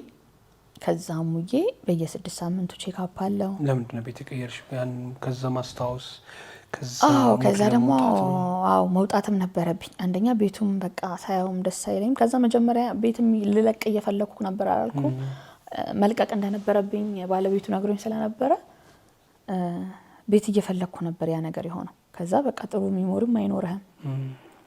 ክፍሉን ራሱ ዞር ብዬ ማየት አልፈልግም። በቃ የነበሩትን የቴራፒ እቃዎች ምናምን በቃ እዛው ጥዬ አንድ ዕቃ እንደዚህ ያላነሳው በጣም ብዙ ብር አውጥቼ ነው በቃ ያሟላውለት። ለምን ቴራፒ ቦታ የሚሰራው ነገር ብቻ በቂ አይደለም። እኔም ቤት እሷ ያሰራችኝን መድገም አለብኝ። የመጣው ቪዲዮዎች እያየው ምናምን ተቀምጦ ተረጋግቶ መቀመጥ በራሱ ከባድ ነው፣ እሱን አስቀምጦ ማሰራት። በዛ መሀል በቃ ይሁሉ ተፈጠረ። ከዛ ግን አልቆምኩም። በየ6 ሳምንቱ ለእግሩ ቼክአፕ ይመላለሳል። ከዛ በዛን ሰዓት ግራ ገባኝ። በቃ ከዛ ዶክተር ገለታውን ዶክተር ጸበል ይዤ ልሂድ አልኩት። ቆይ ሁላችሁም ውጡ አለና እኔ ቁጭ በለኝ። ቁጭ አደረገኝና የሚረዳሽን ብቻ አዳምጪ። አንቺ ጎበዝ እናት ነሽ፣ ብዙ ነገር እያለፍሽ ነው፣ ለልጅሽ በጣም ብዙ እየሞከርሽ ነው። ስለዚህ ውስጥሽን ብቻ አዳምጪ። በጣም ብዙ ሰው በዚህ ቦታው ሰጁ እዚህ ቦታው ሰጁ ሊልሽ ይችላል። ለልጅሽ ማድረግ ያለብሽን ሁሉ አድርጊ። ጠበልም አስፈላጊ ከሆነ ቤት መጥቶ ይጠመቅ። ምክንያቱም እግሩ ተጎድቷል። እንደዚህ ሆነሽ እንደዚህ ሆኖ ልጁን ይዘሽ ብትሄጂ እዛ ወይ ሲፈራገጥ ምናምን ድጋሚ ቢሰበርስ የተሰራው ነገር ውስጥሽን አዳምጪ። አውቃለሁ በጣም ብዙ ነገር ኮንፊውዝ እንደሚያደርግሽ ግን ትችያለሽ አለኝ። ሁለተኛ ደግሞ ማንቂያ ደውል። ለካስ እችላለሁ። እግዚአብሔር ያክብረው። እንዴት እንደምወደው ስማ አምቦልድ ሸክምሽን ቀል እንዲልሽ የሚያደርግ ሰው ይሄ ልጄን መንከባከብ ልጄን ማከም ምናምን የሞያ ግዴታው ብቻ አይደለም።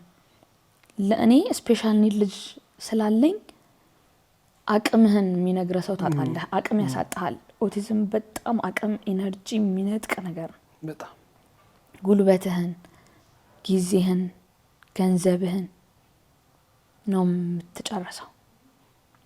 ለምን ምን ማድረግ እንዳለብን ስለማናቅ። ዋና ታርጌቱ እኮ እሱ ነው። ምን ማድረግ እንዳለብን ስለማናቅ ትባክናለህ በየቦታው። ጤና ባለሙያም ሆነሽ ምንም ሆን በነገራችን ላይ ኦቲዝም ያልገባበት ቤት የለም። ጤና ባለሙያ ሁን፣ ባለስልጣን ሁን፣ ምንም ሁን ያው ነገሮችን አንድ ለማድረግ አክሰፕት ለማድረግ በጣም ነው የሚከብደው። ይከብዳል። ብዙ ሰው አይታ ከሆነ ልጅ ስፔሻል ኒድ ልጅ ነው ወይም ደግሞ በኦቲዝም ጥላ ስር ነው ብሎ አፉ ሞልቶ ማለት ይከብደዋል፣ ይውጣዋል። እንዲህ እኮ ይችላል፣ እንዲህ ማድረግ እኮ ይችላል ማየቱ ጥሩ ነው የሚችሉትን። ግን ልጅ ይሄን ይችላል እያልክ የማይችሉትን ነገር ይደፍንብሃል፣ ወደ ኋላ ይጎትታል። መቀበል የሚገባሽን ነገር አንተ ተቀብለህ ልጅህን ምን ላርግ ማለት እንዳትጀምር ይጎትታል። እንደዛ አለኝ። እግዚአብሔር ይስጠው። በቃ ከዛ ባባዬ ልክ 3 ወር ሲሆነው ብረቱ እግሩ እንዳለ መንቀሳቀስ ጀመረ። ከዊልቸር ላይ ተነሳ። መንቀሳቀስ ሲጀምር 3 ወራቶች ግን አሁን ኦቲዝም ነው መረጋጋት አይችልም። እነዛ ብረቶች ደግሞ ያው ከተነቃነቁ ሌላ መነጋት ሊፈጥሩ ይችላሉ። እንዴት አንድ ላረግሽው እነሱን እንትን ነበር ዶክተር ሲነግረኝ ብረት ውስጥ ያለ ምንም እንዳያሳስብሽ ነው ያለኝ። መራመድ ይችላል፣ መንቀሳቀስ ይችላል ብረት ውስጥ እያለ። እግዚአብሔር አምላክ አሁንም እውነት እድሜና ጤና ይስጠው። እንዴት አድርጎ በቃ ጥበብን እግዚአብሔር ለሰው ልጅ ይሰጣል። እኔ በእነሱ ነው ማየው። በተላለቅ ዶክተሮች እንደ ዶክተር ገለታ ያሉ በጣም ተላለቅ ዶክተሮች። በዛ ላይ ደግሞ ይሄ ሰውኛ ማዘን ታውቃለህ፣ አይዞሽ የሚል ሰው በቃ ልገልጸው ከምችለው በላይ። ከዛ በቃ እንዳልኩክ አብሮት ደግሞ ስፒች ቴራፒው አለ። በቃ እግሩ ቆመልኝ አይደል? እንደገና ደግሞ ወደ ስፒች ቴራፒ በዊልቸር አመላልሰው ነበር ከዚህ ወሎ ሰፈር። በሳምንት 2 ቀን ምናምን ይሄዳል። እዛም በጣም ነው የሚያግዙኝ፣ በጣም ነው ትሪት የሚያደርጉት። እሱንም ይወዱታል። በቃ ልጁ እግዚአብሔር ሲሰጠው የሰው መውደድ አለው። እነዚህ ልጆች በጣም ጊፍትር ናቸው። ከዛ ይመላለሳል። እዛ የሚያሰሩትን ፕሮግረሱን ይነግሩኛል። እንደዚህ ያደረገ እንዲያደረገ እኔም ቤት እመጣለሁ፣ ሞክራለሁ። እንደዛ እነዛም ከባድ የማስታመም ጊዜያቶች አለፉ። እኔም ደግሞ ትግሌን አላቆምኩም። 10 ወር ላይ እንደገና ሰርጀሪ መሰራት ነበረበት ብረቱን ለማውጣት። ለምን የገቡት ብሎኖች ወደ ስጋው መጣበቅ ይጀምራሉ። ያኔ እያደገ ሲሄድ ከባድ ነው የሚሆንብን። አሁን ላይ ብረቱን የማውጣት ስራ ነው የምንሰራው አለኝ ዶክተር። እሺ አልኩ። ተዘጋጀን በስርዓት። በቃ ቀን ቁረጭ ያለኝ ምናምን ነገር። ከዛ ቀን ቆረጠን፣ ሰርጀሪው ተሰራ እና ወደ ሰርጀሪ ክላስ ሊገባ ሲል የኛ ልጆች ባይዘው እያንዳንዱን ነገር ያውቃሉ። በጣም የሚገርም ጭንቅላት ነው ያላቸው። ቦታ አይረሱም። በቃ ከዛ ልብሱን ስቀይርለት ወደ ሰርጀሪ ሩም ለመግባት እምቢ አለኝ። ፈራ። ሚሞሪ በቃ በጣም አለቀስኩ። ፈጣሪው ድረስልኝ። ከዛ ዶክተር ድምጼን ሰምቶ ወጣ።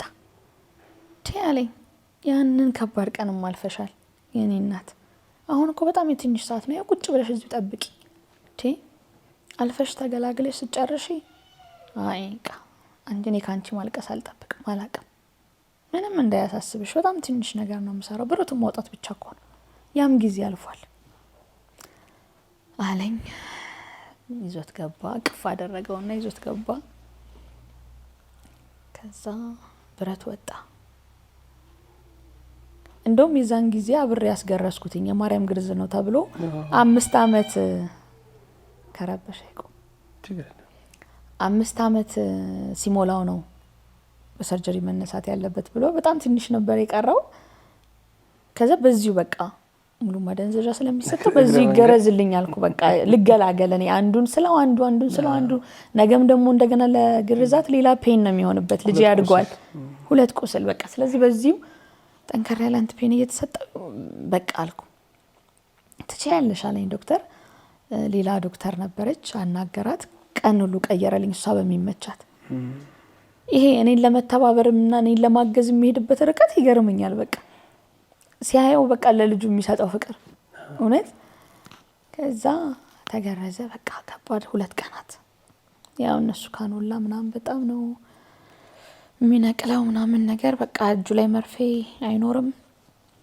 እየተፈራረቀን እንዳልኩክ ያዛችሁ አዎ ባለቤቴም ነበር ታናሽ እህቴ እንዳልኩ ቤተሰቦች ያልኩ ጸዲና ሰላም ነበሩ በቃ ሆስፒታል በጣም ነው የሚወዱት የባባን ነገር ለነገር አልችልምና በቃ እንቅልፍ የለም እየተተካካን እግዚአብሔር ይመስገን ሰርጀሪው ተሰርቶ አለቀ ከዛ ወር ከ15 ቀን መተኛት ነበረበት እንዳይንቀሳቀስበት ማለት ነው እንዲል ከዛ አረሳውም እዚህ ሶፋ ላይ ነበር ከታናሽ እህቴ ጋር በቃ እንዳይነሳባት እሷም እየተተካካን ለሽንት ስንሄድ እየተተካካን ጠላነው እንዳይቆም እንዳይረግጥ ስላለን ማለት ነው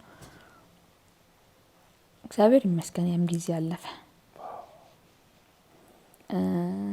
ከዛ ግን ምን ሆነ ወርካሽ ጽናቱ የሚሰጥሽ ጽናት በራሱ ይሄን ሁሉ ስትራግል ስታልፊ ሁሉ ትግል ስታልፊ ውስጥሽ ያደገ የሚመጣ ጽናት ምን ታረጋለህ ምንድነው ሁሉ ጊዜ በቃ ተጸልይ እንባ አይደለም ደም እንባ አልቀሻለሁ እንባ ቀላሉ ነገር ግን ሁሉ ጊዜ ተጸልይ ካንተ የሆነ ከሆነ ለኔ ይሁን እላለሁ በቃ እውነት አንተ እኔ በዚህ እንዳልፈልገ ከሆነ ምናልባት አንተ እዚህ ቤት እዚህ ልጅ ላይ ክብርህ ልገልጥ ፈልገሃል እኔ ልትሰራኝ ፈልገሃል እውነት ደግሞ ይሄ አላማህ ላይ አንተ ከሆነ በቃ እሺ እኔን አበርታኝ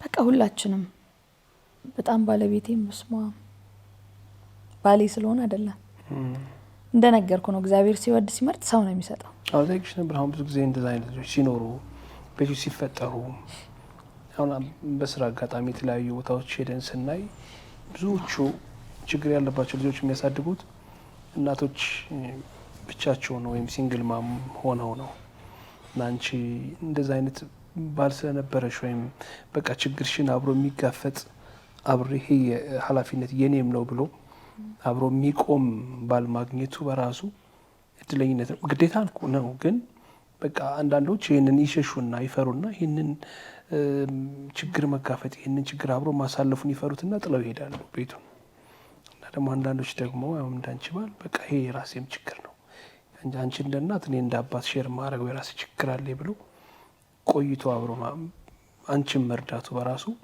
በጣም ትልቅ ነገር ይመስለኛል እኔ ወይ እግዚአብሔር ይመስገን ባሌ ስለሆነ አይደለም ያው አንዳንዴ ትዳር ከባድ ፈተና እኮ ነው ብዙ ፈተናዎች አሳልፈናል እኔና እሱ በራሳችን የግል ህይወት ግን የሚገርም ሰው ነው በቃ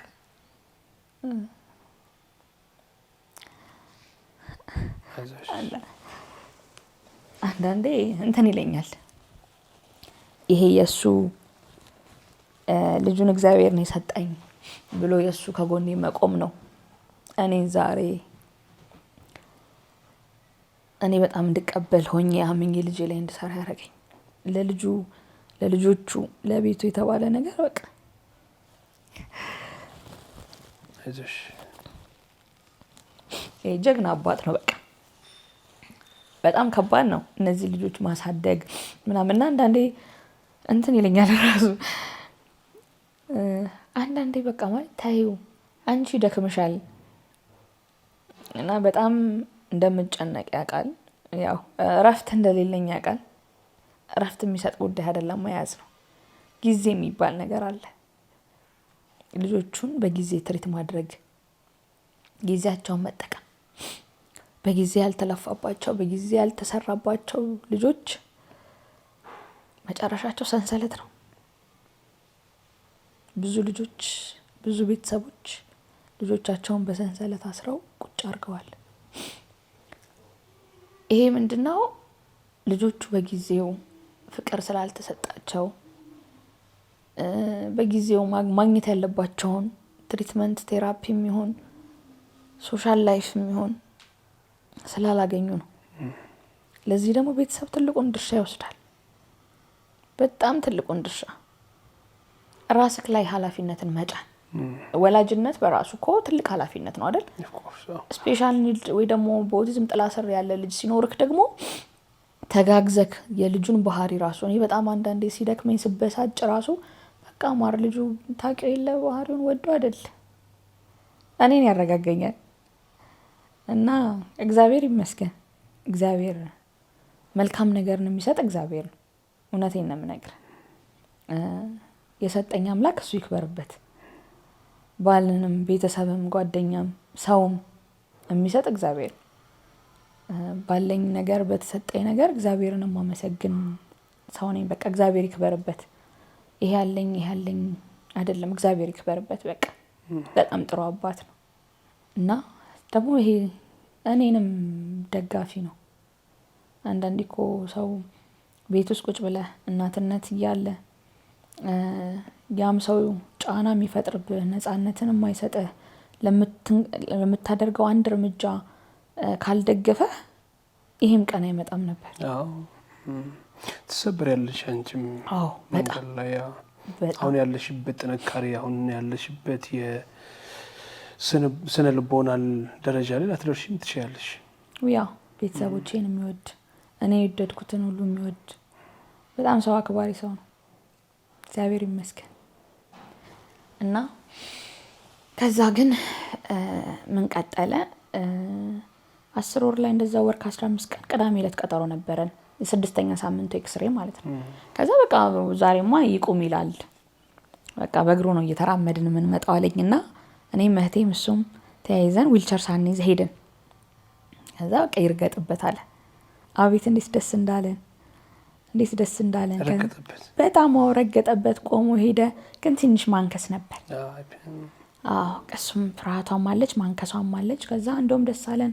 ከዛ እሱ አክስታለች ፎሪ ተውሲዬ እና እሷ ጋር ሄድን ዋልን ደስ ብሎን። ከዛ በቃ በጣም እኔ ብዙ ሰዎች አሉ በዛን ሰዓት ራሱ የባሌ ጓደኞች ጠርቼ ስማቸውን ከከሌ ብዬ እማልተዋቸው ብዙ ሰዎች ከጎኔ ነበሩና ፍርዬ ትባላለች እዛው እሷ ጎረቤት ናት። በጣም ከኔ ጋር በጣም የቅርብ ቤተሰብ ወዳጅ ናት። በጣም ደስ አለን። እነሱ ጋር ዋልን ተጫወትን።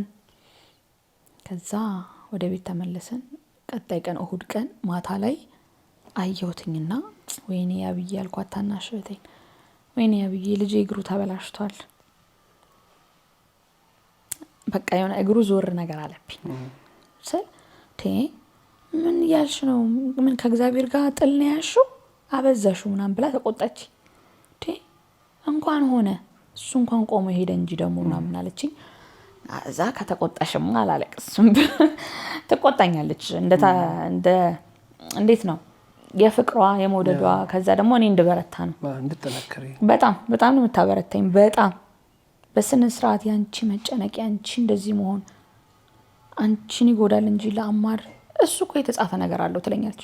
እግዚአብሔር የሱን ስራ ጽፎ ጨርሶታል በቃ። እና ያው እናት አይደለ እግዚአብሔር እሱን እኔ ማህፀን ውስጥ አይደለም እኔ እናቴ ማህፀን ውስጥ ሆኜ ስለሱ ያውቃል። እግዚአብሔር ምንም የማይሳነው አምላክ ነው። ከዛ ግን እንደ እናት ፊል ታረጋለህ። በቃ ትንሽ ልጁ የእግሩ ልበላሽ ነው ወይ ምናምን ብዬ ፊል አረኩ። ከዛ ሰኞ ቀን እንደዚህ ቁጭ ብለን ከባለቤቴ ጋር እያወራን ታናሼ ከታች ወረዱና እንግዲህ ወደ ኋላ ተመልሷል። ያኔ በማስተመም ሰዓት ወደ ዳይፐር ተመልሷል። ፖፖ አስተምረነዋል። እኛ ልጆች እንግዲህ አንድ ነገር ማስተማር በጣም ከባድ ነው። ፖፖ ራሱን ችሎ እንዲጠቀም አስተምረነዋል። ግን በማስተመም ሂደት ውስጥ በቃ ወደ ዳይፐር ተመለሰ። ከዛ በቃ እግሩ ድኗል ተብያለሁ። ፖፖ ላይ ቁጭ በል ብለነው ሊቀመጥ አንድ እግሩን በሚያዘነብልበት ሰዓት እንደገና ተሰበረ። ሁለተኛ ዙር ስጋዎቹ ክፍተቱን አጥንቱ ገጥሟል። ስጋዎቹ ትንሽ ብሎኖቹ የወጡበት ቦታ ክፍተት ነገር ነበረው። ስለዘለለበት ሎድ ስላበዛበት ተሰበረ እንደገና። በጣም በህይወቴ እግዚአብሔርን ያማረርኩበት ቀን ያቀን ነው። እግዚአብሔርን አማርሬ አላቅም ለምንም ነገር። ትበሳጫለህ፣ ሰውን እግዚአብሔርን ብዙ ጥያቄ ትጠይቃለህ። ግን የዛን ቀን አማረርኩ። ምንድነው ከኔ የምትፈልገው አልኩ እውነት። ከዛ ስልክ እያወራው ነበር እንደውም ከጂጂ ጋር ልጆች ጋር በቪዲዮ እንዲያወራው አሉ ከናንተ ከናንተ ይገባና እያወራው ነበር። ማት ግሩፕ ኮል ገብተን እያወራው ነበር። እዚህ ጋር እሱም ቁጭ ብሏል። ከዛ ሚሶ ብላስ ጠራኝ ታናሼ። ሮጠን ስንሄድ ልክ ባለቤቴ ሲያው እግሩ ተሰብሯል አለኝ። ያንን ቀን አልደግሞም አልኩ። ምን ትዝ አለኝ? የመጀመሪያ ቀን ስወድቅ ስነሳ ራሴን ኮንትሮል ማድረግ ያቃተኝ ቀን ትዝ አለኝ። እየሮጥኩ ወጣሁኝ ራይድ አገኘሁ ምናምን ነገር ሆስፒታል እስክንደርስ ድረስ ግን በቃ ለምንድን ነው ፈጣሪ ሆይ ሰጠኸኝ አልኩ። ለምን ሰጠኸኝ እኔን? ለምን ስንት በቃ ምንድነው አልኩ። በቃ ለምን እኔን እንደዚህ ገና ስንት ስራ እንዳለብኝ እያወክ። በጣም ከባድ ቀን ነበር ያቀን በጣም።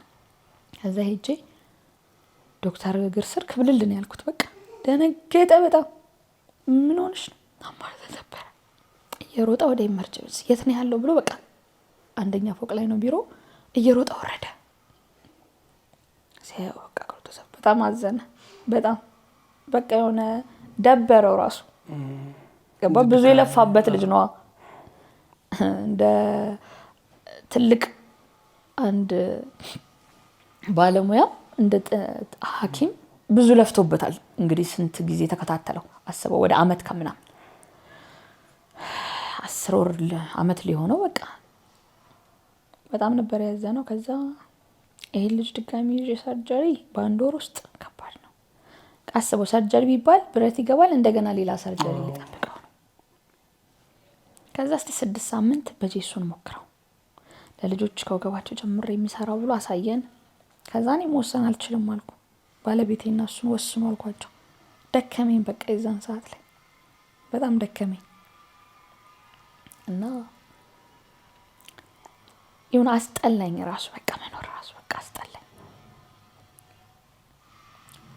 ግን እግዚአብሔር ይመስገን በቃ ምንም እኔ የሰው ልጅ የማያልፍ ቀን የለም ምናምን እኔ ለንግግር አይደለም እኔ ኖሬው አልፌው ስላየው አስበው። ስፔሻሊ ልጅ ይዘህ እንደዚህ አይነት ነገሮች በጣም ከባድ ጊዜን ያሳለፍነው በቃ። ከዛ አማርም በጄሱ ትሪት ማድረግ ከባድ ነው አለኝ አውቃለሁ። ግን እናቴ በቃ እግዚአብሔር ማስቻውን ይስጣችሁ። እንደሚከብድሽ አውቃለሁ፣ ግን ትወጪዋለሽ ያልፋል አለኝ። ይሄ በጣም እያዘነ ነው እሱ ራሱ በቃ ያዝንልናል። እና ይሄ ከባለቤቴ ጋር ያለው ነገር ደስ ይለዋል። እሱም ሁሌ ከስሬ መሆኑ ልጁን ሰፖርት ማድረጉ ምናምን በቃ እና በጣም ነው የሚያደንቀው። ይሄ በቃ ጎበዝ አባት ነው። የለም ወስኑ እናንተ አልኳቸው። ከዛ ዶክተር በቃ 6 ሳምንት በሱን ነው እንደገና አሁን ይሄ ልጅ ሰርጀሪ ሊገባ ነው አለ። እሱም በጣም በቃ ደብሮታል በቃ። ግን እኔ ደግሞ አሳዝነዋለሁ። ዝም በይ ነው የሚለኝ በቃ። እኔ ልክ የኔ ማልቀስ የኔ መጎዳት ነው በቃ ያሳዝነዋል። ይሄ ገና በልጅነቷ ብዙ ተፈተነች። አሳዝነዋለሁ ነገር በቃ በጣም። ከዛ በቃ ቅፍ አረገኝና ይሄንንም እናልፈዋለን እሺ አለኝ። ባለቤቴ ቅፍ አረገኝና ማረ ይሄንንም እናልፈዋለን አይዞሽ። ያስቀኛል በቃ ይሄ እኔ እንድስቅ ይፈልጋል። የለም በቃ ያ እናልፈዋለን በቃ አንዴ መጥቶብናል እናልፈዋለን። ከዛ ጄሱ ተሰራለት። ከዛ ከወገቡ ጀምሮ እንደገና 3 ወር ከ15 ቀን ቤት እሱ አልጋ ላይ ሌትና ቀን አይታሰብ በቃ ለሊት እንቅልፍ የለም። ቀን ደግሞ ከባድ ነው ተኝታ የማይወጣው። እሱም በጣም ከሳ። አስበው የኛ ልጆች በጣም ምግብ መራጭ ናቸው፣ ፒኪተር ናቸው። አይበላልኝም ምግብ።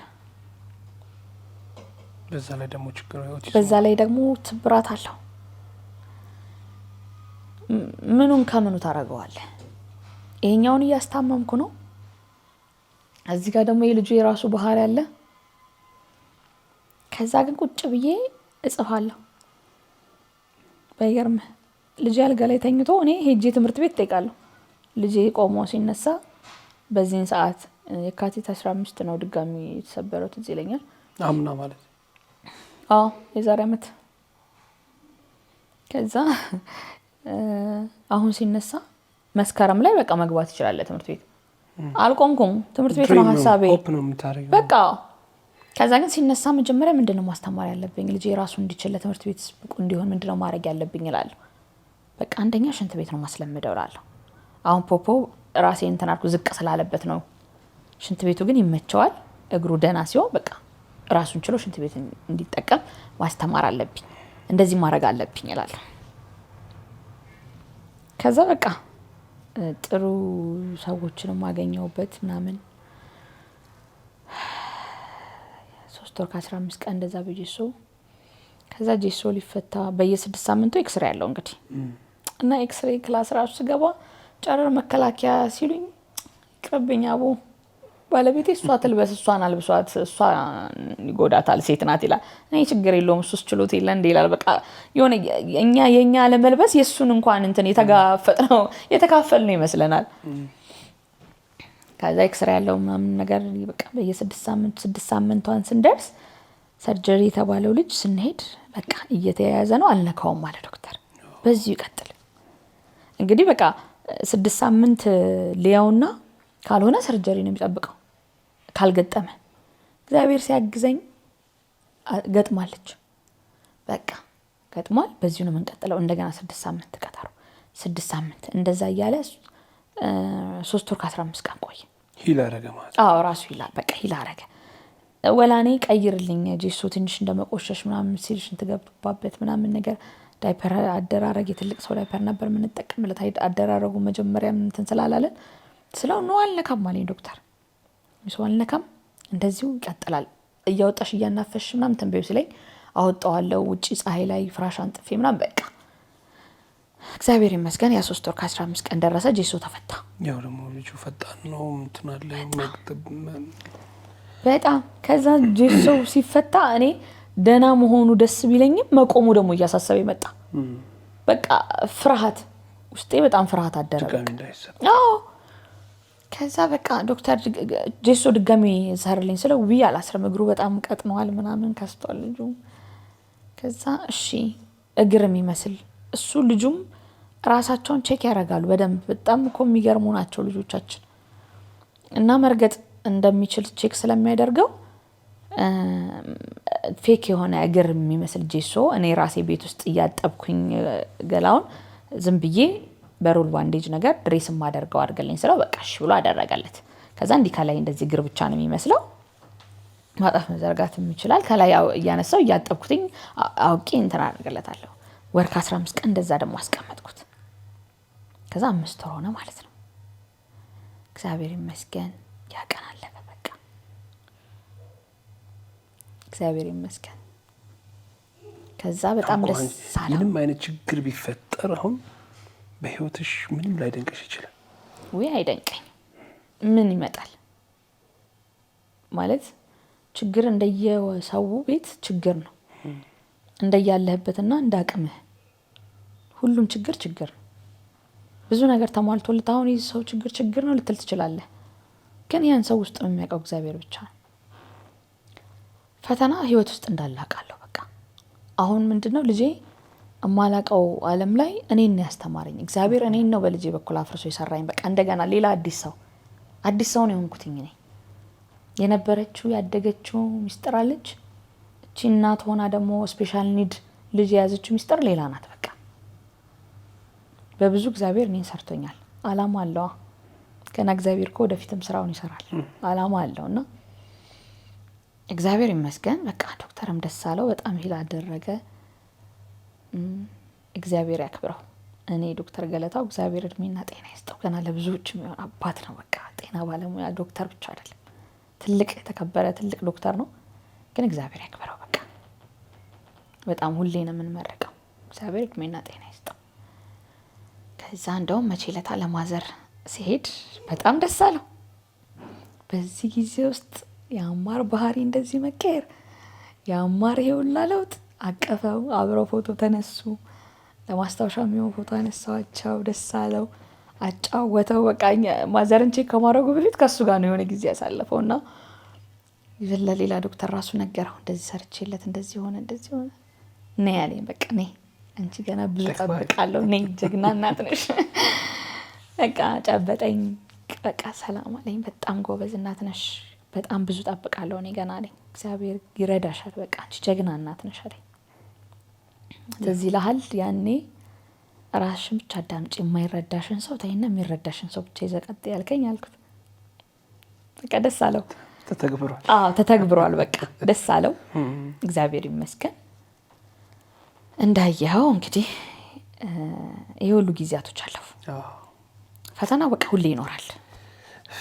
በጣም እንግዲህ ለምሳሌ አሁን አንቺ ኦቲዝም ብቻ አይደለም፣ ምናልባት ሌሎች ቤቶች ኦቲዝም ያላቸው ልጆች ይኖሩ ይችላሉ። ሞር ፈተና የሆነብሽ ደግሞ ከኦቲዝም ባህሪው ጋር እነዚህ የስብራት መጨመሮች፣ ሌሎች ሰደን የመጡ ነገሮች ናቸው። እንግዲህ በአንቺ አተያያው ወጣትም ነሽ ገናም ስለሆንሽ ወጣትና ስለሆንሽ በኦቲዝም ያሉ ልጆችን ማሳደግና በጤነኛ ልጆችን ማሳደግ መካከል ያው ልዩነት ይኖራል። የሰዎች አስተሳሰብ የሰዎች አመለካከት ደግሞ በዛው ልክ አንቺ ጋር የሚፈጥረው ኔጌቲቭም ፖዚቲቭም ነገር ይኖራል። ምን አይነት ስሜቶችን አስተናገድሽ አንቺ በሰዎች ረገድ? በጣም እኔ የሚያመው ልጅ እንዳለኝ ነግረውኝ ያውቃሉ። በቀጥታ የአይምሮ ይህን ልጅ ትንካለች በኋላ እኮ ተጎዳች፣ ተጎሳቆለች። አጠገቤ ሲያሙኝ ሰምቼ አውቃለሁ። አጠነከሩኝ፣ ግን እግዚአብሔር ይስጣቸው። ብዙ ነገርን ተቋቋማለህ ከጀምሮ የሚባል ቃል በጣም ነው የምጠላው ነኝ። በቃ ይሄ ይቀብርሃል፣ በቃ ያደቃል፣ ለአንተ አይጠቅምም። ሰው እኮ በማዘንም ሊሆን ይችላል የሚለው ባለማወቅ ነው። ባይዘው እኔ ብዙ ነገርን ታስተናግዳለህ። ለምን ማህበረሰብህን አልወቅስም? ማህበረሰቤ ማን አስተማረው? ማን አሳወቀው? ማህበረሰቤ ኦቲዝም በሽታ አይደለም፣ ኦቲዝም መንፈስ አይደለም፣ ኦቲዝም እርግማን አይደለም፣ ኦቲዝም ሸይጣን አይደለም ብሎ ያስተማረው የለም። ሲባል ሲወርድ ሲዋረድ የመጣው ከልጆቹ ባህሪ ጋር የአይምሮ እክል ያለበት ልጅ እንደያዘች አንድ እናትና አባት እንደዛ አይነት ልጅ እንደያዘች መንፈስ ያለበት ልጅ ከሷ ከአባት ከእናት እርግማን የመጣ ልጅ እንደያዘች ልቧ እየተሰበረ እየተገለለች ነው እንጂ ኖረችው። ማን አስተማረው? ማን ነገረው? በጣም እኮ ገና ግንዛቤ ይቀራል። በጣም ገና ብዙ ግንዛቤ ይቀራል። አልተሰራም። ኦቲዝም ደግሞ ሁሉም ሰው ቤት ገብቷል እንደነገርኩ፣ ግን ሰው ይደብቃል። በቃ ይህ አንደኛ ከቲፒካል ልጆች አሁን ጤነኛ ልጅና ጤነኛ ልጆች ካለን እነዚህኞቹ ህመምተኞች በሽተኛ ናቸው ልንል ነው። እኔ ከቃል ራሱ እጠነቀቃለሁ። ሰውን ቢጠነቀቅና ቢለምደው እምለው ነገር ነው። እንደው ለምን ልጆቹ ጤነኛ ናቸው። እንደየ ልጆቹ ሁኔታ ያለው ምንድነው የአይምሮ እድገት ልዩነት ነው። ውስንነት ራሱ አይደለም ያለባቸው። በመንግስት 30% ድርሻ እየተገነባ የሚገኝ G+4 የገበያ ማዕከል ላይ ለንግድ የሚሆኑ ሱቆችን በመርካቶ ተክለ ሃይማኖት ለሽያጭ አቅርበናል። በአንድ ዓመት ጊዜ ብቻ ተረክበው ንግዶን የሚጀምሩበት ወርቃማ ዕድል ያስተውሉ። 100% ክፍያ ለሚፈጽሙ 10 ደንበኞች ብቻ የማይደገም 15% እውነተኛ ቅናሽ እናደርጋለን። ከኛ ሱቅ ሲገዙ ለተጨማሪ የጋራ መገልገያ የማይከፍሉ ሲሆን ማለትም በኔት ኤሪያ ሂሳብ ብቻ እናስተናግዶታለን። ከ11 ካሬ ጀምሮ ጨምሮ በፈለጉት የካሬ አማራጭ ከ640 ሺህ ብር ቅድመ ክፍያና ከ3.3 ሚሊዮን ብር ጠቅላላ ክፍያ ጀምሮ የንግድ ሱቅ ባለቤት ይሁኑ። በተጨማሪም በፒያሳ አራዳ ፓርክና ወዳጅነት ፓርክ ፊት ለፊት ከባለ 1 እስከ ባለ 3 መኝታ ቤቶችን በ30% እውነተኛ ቅናሽ በ10% ቅድመ ክፍያ አቅርበንሎታል። ምን ይጠብቃሉ? አሁኑኑ ፈጥነው ከታች ባለው ስልክ ይደውለው። እሺ እንግዲህ እነዚህን ሁሉ ፈተናዎች ያለፈችው በጥንካሬ የዘለቀችው ሚሱ አሁን ምን ላይ ነው የምትገኘው? ልጇንስ እንዴት ትሪት እያደረገች ነው? ምንስ እያሰበች ነው ለወደፊት? ያው እግዚአብሔር ቢፈቅድ ብዙ ነገር አስባለሁ። ብዙ አላማ አለኝ።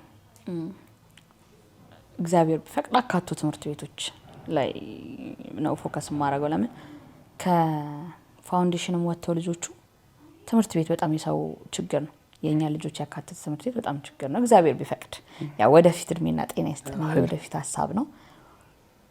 ከዛ በፊት ግን ያው አሁን በተቻለኝ አቅም ቲክቶክ ፕላትፎርም ላይ ላይቭ ላይ ገባለው፣ ከእናቶች ጋር ኤክስፒሪየንስ ሼር አረጋለሁ። ትላልቅ ዶክተሮች አሉ እየመጡ ያስተምራሉና ከዛ በፊት ኢቨን ሶሻል ሚዲያን ራሱ እንድጠቀም ጓደኛዬ ጆዲ ናት ወደ ሶሻል ሚዲያ መጣችኝ። ኤላቪ በጣም ነው ማመሰግነው፣ በጣም ነው ወድሽ። ከዛ እሷ ላይቭ ላይ ለብዙ እናቶች ትምህርት ይሆናል። ያው እንዲ ሶሻል ሚዲያን እፈራዋለሁ፣ እንደነገርኩ እፈራለሁና አስተዳደግ እፈራለሁ። በቃ ይከብደኛል ትንሽ እና ኖ ብዙ ነገር ያስተምራል። ያኔ እሱ ታሞ ማጠገቤ ስለነበረች ጓደኞቼ እየተመላለሱ ይጠይቁት ነበር። እንደውም 6ኛ ዓመት ልደቱ እነሱ ናቸው ያከበሩለት። አልጋ ላይ ተኝቶ የካቲት 15 ወደቀ። እሱ በ24 መጋቢት 24 ልደቱ ነበር እና እኔም በቃ ደብሮኝ ስለነበር ምናምን በቃ ራሳቸው ምናምን መተው ሰርፕራይዝ አድርገውት ምናምን አልጋ ላይ አከበሩለት። ደስ የሚል ቀን ዋልን እና ከጎኔ ስለነበሩ ስለሚያውቁት ጓደኞቼም ያው ከሐዋሳ ዩኒቨርሲቲ ጀምሮ አብረነን እና በብዙ እንገናኛለንና እነሱም መታየተው ስለነበር እንደዛ አለችኝ እና ላይቭ ላይ ጋብዘችኝ። እሷ ላይቭ ላይ ስትጋብዘኝ በጣም ውጪ ያሉ እናቶች አወኩበት። ከዛ ሰኒ የምትባል አንድ ሴት ደወለችና አግዝሻለሁ ነው ያለችኝ። እግዚአብሔር ይስጣት። አንዳንድ ሰው በጣም ነው የሚገርመኝ። አንቺ ጎበዝ ልጅ ነሽ፣ ጎበዝ እናት ነሽ፣ የራስሽን ሶሻል ሚዲያ ተጠቀሚ፣ የራስሽን ቲክቶክ ክፈቺ፣ ቪዲዮችን መስራት ጀምሪ፣ በቃ አብርሽ ነኝ፣ ገና ደግሞ ብዙ ፋሚሊ ታፈሪበታለሽ ምናምን አለችኝ። ከዛ ሰኒዬ እንደዛ አለችኝ። ከዛ ከዶክተር ጋር አገናኘች። ምንድን ነበር ውዝግቤ? ባባ እግሩ ድኖ ከተነሳ በኋላ ለልጄ ምንድን ነው ማደርገው ነበር። አሁንም እንደነገርኩ ገና ብዙ ስራ ይጠብቀኛል። ልጄ አይተኛም፣ ተረጋግቶ አይቀመጥም። ከባድ ነገሮች ነበሩ። የልጄን ባህሪ በጣም አውቀዋለሁ፣ በደንብ ነው ያጠናሁት እንደናት። ግን ትሪትመንቶች ያስፈልጉት ነበረ። በቃ ምንድነው እንደነገርኩ አላማዬ ወደ ትምህርት ቤት ማብቃት ነው። ወደ ትምህርት ቤት ለመብቃት ደግሞ ልጄ ተረጋግቶ መቀመጥ አለበት። በቃ መጀመሪያ ቤተሰብ ነው ፎከስ ማድረግ ያለበት ጤናቸው ላይ። እንደነገርኩ እኔ እንደዛው ሁሉ ሆነ ሴፍቲ መጀመሪያ በቃ ከዛ ጤናቸው ላይ በደንብ መስራት አለበት። ጤነኛ የሆነ ልጅ በቃ እንደ ቲፒካል ልጅ ጤነኛ የሆነ ልጅ ከዛ እንደ ቲፒካል ልጆቹን ማሳደግ ልጅነታቸውን አለመርሳት ወሳኝ ነውና ጤናቸው ላይ ፎከስ ማድረግ ስለነበረብኝ በጣም ወደው ማከብረውን ዶክተር አገናኘችኝ። ዶክተር ገላ ይባላል። ከዚህ ሁሉ ነገር በኋላ እንግዲህ ፋይናሊ አሁን ልጄ ላለበት ጥሩ ለውጥ በጣም ያገዘኝም ነው አግዞኛልም። እግዚአብሔር ያክብረው። በቃ የሚገርም ሰው ነው። በቃ አንዳንዴ ይሄ ሕክምና ባለሙያ ስትሆን ስለሆንክ ብቻ አይደለም አብሮ የሚሰጥክ ልብ አለ። እነዚህ ልጆችን እንግዲህ ረጅም ጊዜ ብዙ ልጆችን ያያል። በጣም አመጋገብ ስርዓቱን ልጄን ጤና ልጄ በእንቅልፍ ኪኒን ይተኛ ነበር። ባይገርም ለ5 ወር ያህል ይወስድ ነበር ሪስፔሪዶ እና ያንን መድኃኒት ሰጠው ሁሉ ጊዜ አለቅሳለሁ። ልጄ በመድኃኒት ሰርክል ውስጥ ሊኖር ነው ወይ ያልኩ። ከዛ አንዳንድ እናቶችን አዳምጣለሁ። ጎበዝ እናቶች አሉ ሶሻል ሚዲያ ላይ፣ አባቶች አሉ ልጆቻቸውን ጥሩ ደረጃ ላይ ያደረሱ ስፔሻሊ ልጆች ሆነው በኦቲዝም ጥላ ስር ሆነው በቃ ልጆቻቸውን አስተምረው ትልቅ ቦታ ያደረሱ እናትና አባቶች አሉ። አዳምጣቸዋለሁ እየገባው ባይገርም። ከዛ አነባለሁ እነሱ የሚሉትን ከዛ እንደነገርኩ ከዶክተር ጋር ተገናኘን። ራሴ እንደወስን ያደረገኝ ለምን አንዱ ዶክተር ያዘውን አንዱ አልሽርም ራሱ እንደወስን አደረገኝ። ከዛ እኔ ምን አደረኩኝ? አንድ ቀን ዋጥኩት መድኃኒቱን የሱን የልጄን ምንድነው እሱ ፊልም ያደረገው? እሱ ሙጦታል። እሱ ምንም ያልሆነ እኔ ምን ሆናለሁ? በቃ ዋጥኩት። የሚገርም እንቅልፍ ተኛው። ቀጣይ ቀን ግን አላነበብኩም፣ ስልክ አልነካሁም። ነጋ፣ ስገላበጥ ነጋ። በቃ ያው ስልክ ባይ ስልኩ ነው እንቅልፌን የነሳኝ እላለሁ። መኝታ ቤት ገብቼ ነጋ። ነክቶ ለጠዋት ለልጄ ለሁለተኛዋ ልጄ ለትምህርት ቤት ሳል ቋጥር ተነሳው 12 ሰዓት ሳይሆን በፊት በቃ አሃ አልኩ። አዳፕቴሽን አለው ማለት ነው። ስለዚህ ውሰዱኝ ይላል። ስለዚህ ልጄ በመድኃኒት ሰርክል ውስጥ አይኖርም፣ ማቆም አለብኝ። ይሄ ነገር ያረጋጋል ተብሎ ለልጆች የሚሰጥ ነገር ነው አይደል? ልጄ ሌላ የሚረጋጋበትን መንገድ ፈልጋለሁ። ከዛ ዶክተር እግዚአብሔር ይስጠው ያለውን ነገር ቼክ አድርጎ ዲያግኖስ አድርጎ በደንብ በስነ ስርዓት መርምሮ ሰኒም እግዚአብሔር ይስጣት ላከችኝ ወደሱ። ጥሩ ልጄ ላይ እንድሰራ አደረገኝ። በጣም ደግሞ ግንዛቤው እንዲኖረኝ ሆንኩኝ ስለ አመጋገባቸው ሲቀየር ሁሉም ልጅ ላይ አይደለም ባይዘው እንደነገርኩ ኦቲዝም የተለያየ ቢሆንም የኛ ልጆች ብዙ ጊዜ ገቲሹ የሚባል ነገር አለ። አንጀታቸው ላይ ኢንፍላሜሽን ይኖራል፣ ይስት ይኖራል። እነዚህ ነገሮች በቃ ረፍት ይነሷቸዋል ልጆቹ። ስለዚህ ምንድነው አመጋገባቸውን ማስተካከል። ግን ሁሉም ልጅ ላይ አይደለም። አመጋገብ ይሰራለት አለ፣ ቴራፒ የሚሰራለት አለ። ቴራፒ ቤስት ለልጆቹ ቤስት ትሪትመንት ነው። ጥሩ ቴራፒስት ካገኘ በስነ ስርዓት በየጊዜው እንደው በጣም የምወዳቸው ቴራፒስቶች አሉ። ጆርጅ ይባላል፣ በጣም ጎበዝ ነው። እና ሲቲ ትባላለች አሉ እንዳልኩ አብሮት ሴንተርም በጣም ጥሩ ለልጆች ሰርተዋልና ጥሩ ናቸው አሉ። ግን ደግሞ በትንሽ ባጭር ጊዜ ኮርስ ደግሞ ወስደው አሉ እኔ ላይ አሁን እየመጡ ነው ማዚ ያሉ ጥሩ ቴራፒስት የምንላቸው አሉ። እንደ ዶክተር አይነት ያለ ፎከስ አድርጎ ያንተ ልጅ ፔን የኔ ነው ብሎ ደግሞ አብሮ ከሚሰራ ሰው ሲኖር እግዚአብሔር ያክብረው። ቤተሰብ ነው የሆነኝ፣ እኔ ወንድም ነው የሆነኝ። እውነቴን ነው። ማድረግ ያለብኝን ሁሉ እኔም በቃ አቅሜን ይነግረኛል። በቃ አማር ላይ የሚያው ትናንሽዬውም ለውጥ እኔም ያስደስተኛል፣ እሱንም ያስደስታል። ሶሻል ሚዲያ ደግሞ በጣም ብዙ ሰው ሰጠኝ። አሁን እውነት በጣም ብዙ ሰው በቃ የጀርባ አጥንቴ ናቸው። ሶሻል ሚዲያ እየሰራሽ ነው ያለሽ?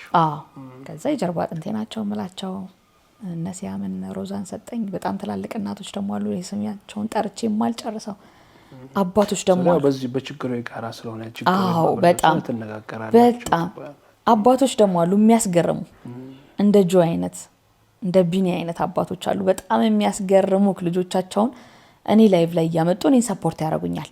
እንደዚህ ደርሰዋል ልጆቻችን። የ11 ዓመት ልጅ አለችው ጆ በጣም ነው በቃ ዳኑ ትባላለች። ሞዳት ልጅ ናት። መታሷ ስትነግረኝ ስታወራኝ ለእኔ ልጅ ነገ ተስፋ ነው የሚዘራብኝ። እንደዛው ቢኒ መጥቶ ያሳየኛል። ልጁ ድራይቭ እያረገ እንግዲህ ያስበው በኦቲዝም ጥላ ስር ያለ ልጅ አባቱን ፒክ እያረገ እየወሰደ እነ ማኪ ይመጣሉ። ልጆቻችንን ለዚህ ነው ያበቃ ነው። እነ ማክዳ በቃ የ20 ምናምን ዓመት ልጅ አላቸው። እንደዚህ አይነት በቃ ራያቸውን ስለዚህ አንቺ ትችያለሽ የሚሉ ሰዎች አሉ። በጣም ትላልቅ ይሄ ስማቸውን ጠርቼ የማልጨርሳቸው 4 ልጅ 3 ልጅ የያዙ በጣም ለኔ በቃ ቤተሰብ ፈጠረልኝ ሶሻል ሚዲያ። በጣም የሚገራርሙ እናቶች ናቸው ያሉት። 4 ልጅ የያዘ እናት መጥቶ ከዛ ቴራፒውንም ያስተምሩሃል። ቴራፒስቶች ሆነዋል እነሱ ራሱ ወላጆቹ በቃ ተምረውበት እኛን ለማስተማር በቅተዋል። ስለዚህ ምንድነው ሶሻል ሚዲያውም ላይም ቢሆን ሰው ኢንፎርሜሽን መብዛት ይኖራል። አንድ ወላጅ ልጇን ዲያግኖስ አድርጋ በመታቀበት ሰዓት ብዙ አይነት ኢንፎርሜሽን ይኖራል። እንደዚህ ነገር ራሷ ላይ ወስዳ ልጇ ላይ ሁሉ አለማድረግ፣ የልጇን ባህሪ ማጥናት። በቃ ልጇ ብዙ ነገር ይነግራታል። እንደነገርኩ ልጆቹ በጣም የተለያዩ ናቸው። ለኔ ልጅ የሰራ ለአንዱ ልጅ አይሰራም፣ ለአንዱ ልጅ የሰራ ለአንዱ ልጅ አይሰራም። ስለዚህ ምንድነው ማድረግ ያለብህ? የልጅህን ባህሪ ማጥናት ነው። በቃ ልጅህ ጋር ነው ሁሉም ነገር ያለው። የልጅህን ቀን በቀን ተግባር ማየት፣ ልጅህ ጤንነቱ አንጀቱ ጤነኛ ነው ወይ ለማለት፣ ልጅህ ሽንት ቤት ሲጠቀም ምን አይነት ሽንት ቤት ነው የሚጠቀመው ብለህ ማየት ብዙ ነገር ይነግርሃል። በቃ ልጅህ ላይ ፎከስ አድርጎ መስራት፣ ማጥናት ልጅህን። ልጅህ ላይ የምትሰራው ሪሰርች ከዛ ከጤና ባለሙያ ጋር ተደግፎ ይሄ አንተ ራስህን ሳታጨናንቅ በቃ በተሰጠክ ነገር። እነዚህ ልጆች ስጦታዎች ናቸው፣ ከእግዚአብሔር የተሰጡ ውድ ስጦታዎች። ስለዚህ አሜን ብለህ ተቀበለ። ልጆቹ ደስተኛ ጤነኛ ሆነው ውለው በደስታ ውስጥ ደግሞ ምን እናስተምራቸው? ዛሬ ለህሊና ልጄን ምን አሳውቀዋለሁ? በቃ ዛሬ ልጄ ምን አውቋል? እኔ አማር አንድ ነገር ከተማረ ዛሬ በቃ ደስተኛ ነኝ በጣም ብዙ ነገር። እንግዲህ ከዛ ሁሉ ነገር በኋላ ከዛ ሁሉ ፈተና በኋላ ልጄ ካልጋ ተነስቶ እንደምታየው ዛሬ ይሯሯጣል አይደል? መጀመሪያ ታርጌት ያረኳቸውን ነገሮች እየመታው ነው። ራሱን ችሎ ሽንት ቤት እንዲጠቀም፣ ራሱን ችሎ እንዲበላ። ገባ? እነዚህ ልጆች ምንድነው የሚያስፈልጋቸው ብለህ ስትል ሶሻል ሆኖ ነገ አላማሽ ምንድነው እንደናት ብትለኝ ልጄ ማብቃት ነው። በቃ ቤተሰብ ልጁን ማብቃት ነው ያለበት እንጂ ኦቲዝምን ለማዳን ከሆነ ሩጫው በቃ ፌል አረገ። እዛ ጋር በሽታ አይደለም በቃ ሚድን ነገር አይደለም። ግን አብረክ እየኖርክ እያሳደክ አራስ ልጅ እንደምታሳድገው ትሪት እያረክ አንዱን ክፍተታቸውን እየሞላ የሚችሉትን ነገር በጣም አፕሪሺየት እያረክ ልጆቹ በጣም ነው የሚወዱት ሰፖርት መደረግ አፕሪሺየት መደረግ። ከዛ ይሄን እንደዚህ ያደርጋል ጎበዝ ነህ ይሄው ይሄ ይገባል ሽልማት እየሰጠክ እንደዛ እያደረክ አንተም ራስክ ላይ ደስታ ትፈጥራለህ፣ ልጆቹም ላይ ደስታ ትፈጥራለህ። ልጆቹ ነገ ብዙ ነገር እያሳወክ ትሄዳለህ። ዛሬ ላይ ግን ገንዘብህን ተበልተህ ጊዜህን ኢነርጂህን ከጨረስክ አንተም ትደክማለህ፣ ልጅህ ላይ ሳሰራት ትማረራለህ። አድካሚ ጉዞ ነው ባይዘው በጣም አድካሚ ረጅም በቃ ረጅም ርቀት ነው አብረህ የምትጓዘው። ስለዚህ ይሄንን ነገር ደግሞ እያንቆለጳጰስክ አላመንክም አልተቀበልክም ቤተሰብ አሁን እንደዚህ ይችላል እንደዚህ አይችልም ውዝግብ ውስጥ ይገባል። ልጁን ወስዶ ዲያግኖስ ለማስደረግ ለማስመርመር በቃ ውዝግብ ውስጥ አለማመን እኮ ነው መፍራት በቃ እንዴት እንደምንፈራው። ስለዚህ መጀመሪያ ራስን አረጋግቶ የምትችለውን አይደል አንተ የምትሰራው ለልጅህ ምንድነው የምትሰጠው በአቅም። እኔ ሊሞት አንድ ደቂቃ እንደቀረው ሰው ነው መኖረው። ልትሞት አንድ ደቂቃ ነው ያለህ ብትባል ምንድነው የምታደርገው? የሚገባህን በቃ ለልጆቹ ፍቅር መስጠት በቃ ዛሬን መስራት ዛሬን ጊዜ እንዳይባክንብህ የቻልከውን መስጠት ያልቻልከውን ለእግዚአብሔር መስጠት በቃ እሱ እንዲያግዝ እሱ እንዲሞላው። ለምን ልፋትህ እግዚአብሔር ካላገዘው ከንቱ ነው ባይዘው። ብዙ የተደከመባቸው ብዙ የተለፋባቸው ልጆች አይቻለሁ። ምንም ነገር እግዚአብሔር ሲፈቅድ ነው የሚሆነው። ግን አንተ እንደ ወላጅ ኃላፊነትህን ተቀብለህ መጣር ከዛ ልጆቹን መሞከር ያለ ማድረግ። በጣም ብዙ ሰው እስቲ ምን ጊዜ ይላል ይሞክር ልጆቹ ላይ ይሞክራል። መሞከሩ እኮ አይከፋም።